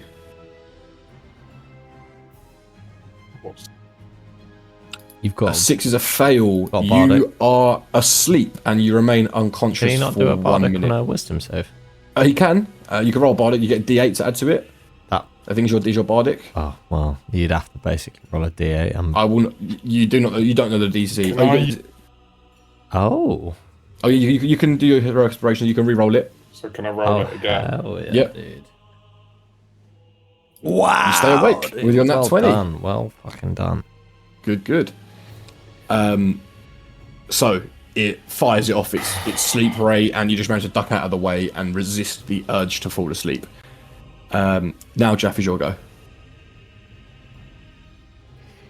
Okay, if it's down on my level, then I'm swiping twice at it with my glaive. But they both hit. Roll damage. And I'm also in my form of dread, so I get to roll 1 extra. What is it? Grave touched. Where is it? You can roll 1 additional damage dice. So let me roll 2 my damage, and then so it is 17 plus 13, so 30 plus 3, 33 points of. It's actually 31 because it has a resistance to necrotic, but yeah, all good. So you swipe twice at it with the glaive and just carve into this beholder, just taking gouges out of this beholder as you slab into it twice. Okay, it's the beholder's go. He is going to... He's going to move out of your area, so you get an attack of opportunity if you want, but he's going to move to... Yeah, definitely. Here. So roll your attack. 17 misses. Sorry, before it moves, technically, actually, it is going to move. But before it's going to move, it's going to actually roll its three attacks, and it'll move afterwards. Stay back there. Cool. So let's roll. Me. No, I'll tell you where to go in a sec. So a 5, a 3, and a 6. So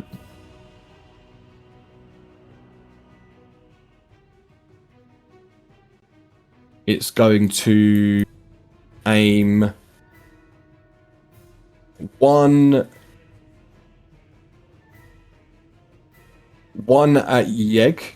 So Yeg, I need a dex save. Gil, I need a strength save. And Jaff, I need a wisdom save. Your nerve's not strong. Oh, fucking hell. That's 3 fails. So, Fuck. Yeg, you are slowed. Your movement is halved. You only get an action or a bonus action, and you can't take any reactions. Okay. Jaff, you have fallen asleep. And That's Gil, not good. you are picked up from its telekinetic ray, and you are moved 30 feet up into the air Okay. and then dropped. So you're going to take 3d6 full damage or 16 points of damage as you slam into the floor. You literally picked up, and then he just lets you go and you slam into the ground for 16 points of damage. He's then going to move over to here, and his new anti-magic field what an absolute piss is going to be... take. You can only move half your sleep. You can only move half your thing. Oh. So it's going to do this is that. rich. I think. Actually, no, it's going to go more like... well, this is There we go. It's up to Jemima, guys. And that's the end of the Beholder's. Oh, the Beholder can also take a save against your spell, Gil, which is a Wisdom save, if I remember rightly. Yeah. For thing, which is a fail, so it's still frightened of you, and it's still under the effects of Phantasmal Killer. And Gil, Does it's that now not your mean go. it rolls damage as well, no? It does. Sorry, yeah. So roll the damage dice for Phantasmal Killer.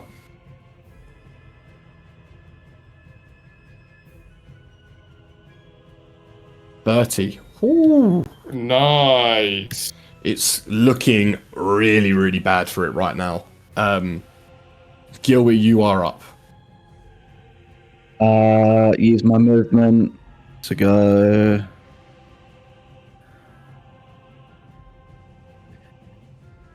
Five, 10, 15, 20, 25, 30. Hit this fucker with a... I will hit him with a... I really want to get the job done here, so I'm going to hit him with a Mind Spike. Okay. 15 misses. As you... Super unfortunate. Yeah, as you send out this wave of psionic energy, it just manages to... If Force I... it back towards you. What did I roll on the die there? You rolled a 6 on the die. I'm going to use my 14 portent. So that gives you a 23 total, which does hit. Okay. How do you want to do this? Nice. Incredible. I stumble out of the ray, and as soon as I'm out and I can see his eye is like at its widest as it's opening its ray, I just conjure up a spike and send it immediately through his bulging eyeball. As you fire off this just thin sliver of like crystal blue psychic energy, it just spears itself through the eye, and it doesn't actually like leave any marks of damage, but it just pokes through the eye. It tries to shut its eye and it can't. Its eye's just stuck wide open, and it exits out the back and it just drops and crumples to the floor. And that is the end of that. You guys were very lucky that A, he didn't roll too many 8s, and B, that blindness massively saved you for a round or two. Well, he rolled on disadvantage. He rolled 3 separate nat 20s. And he also rolled, use. which you couldn't use. So very, very good work from all of you. And as the beholder falls to the ground, the vial sits on there, ready to be taken if you wish. Found some garlic in my back pocket. And I'm gonna hang it up on the thing. Or put it on, you know. Are you taking the vial and putting the garlic in its place? I think so. I think so. What, are you just picking up the vial? I basically? think so, mate. As you pick up the vial, a Second beholder comes down. No. a plate, the plate that's holding it up, depresses slightly, and you look up and you see rocks beginning to fall. It's dexterity checks from everyone to try and so get the out garlic of here. didn't weigh the same as the blood vial. That's what you're saying. No. Dexterity saving throws or just a straight roll? Dexterity saving throws. Dexterity. Fuck me in the bum. Saving throw. I've got nothing left. Fucking hell. We'll do Can one I, for Jemima as can I well. Bardic Inspire Triple G? Sort it out! Bardic Inspire. Jaff Yeah, actually, wait, can I use my bardic inspiration? Okay. Nice. Just triple G. 18. Triple G, you Unfortunate, take mate. 14 points Oh. of rock damage as rocks fall down, and you all book it as far as you can this way, out of the archive, out of the vault. Sorry, and day job, DM. and You've got that is. resistance to rock damage, don't you? And we'll end our session there as you guys begin your escape from the cavern full of falling rocks. I'm and a dead happy I beholder. left garlic there. I'm happy I did that. But you have the vial. Yeah, damn Feels straight. that feels like a real personal attack. That leaving garlic. Yeah. Right, well, fucking jobs are good one, guys. Well, yeah, you have probably the afternoon to do whatever you want to do, and then the wedding is in the morning. Unreal. We can chill out. We can have a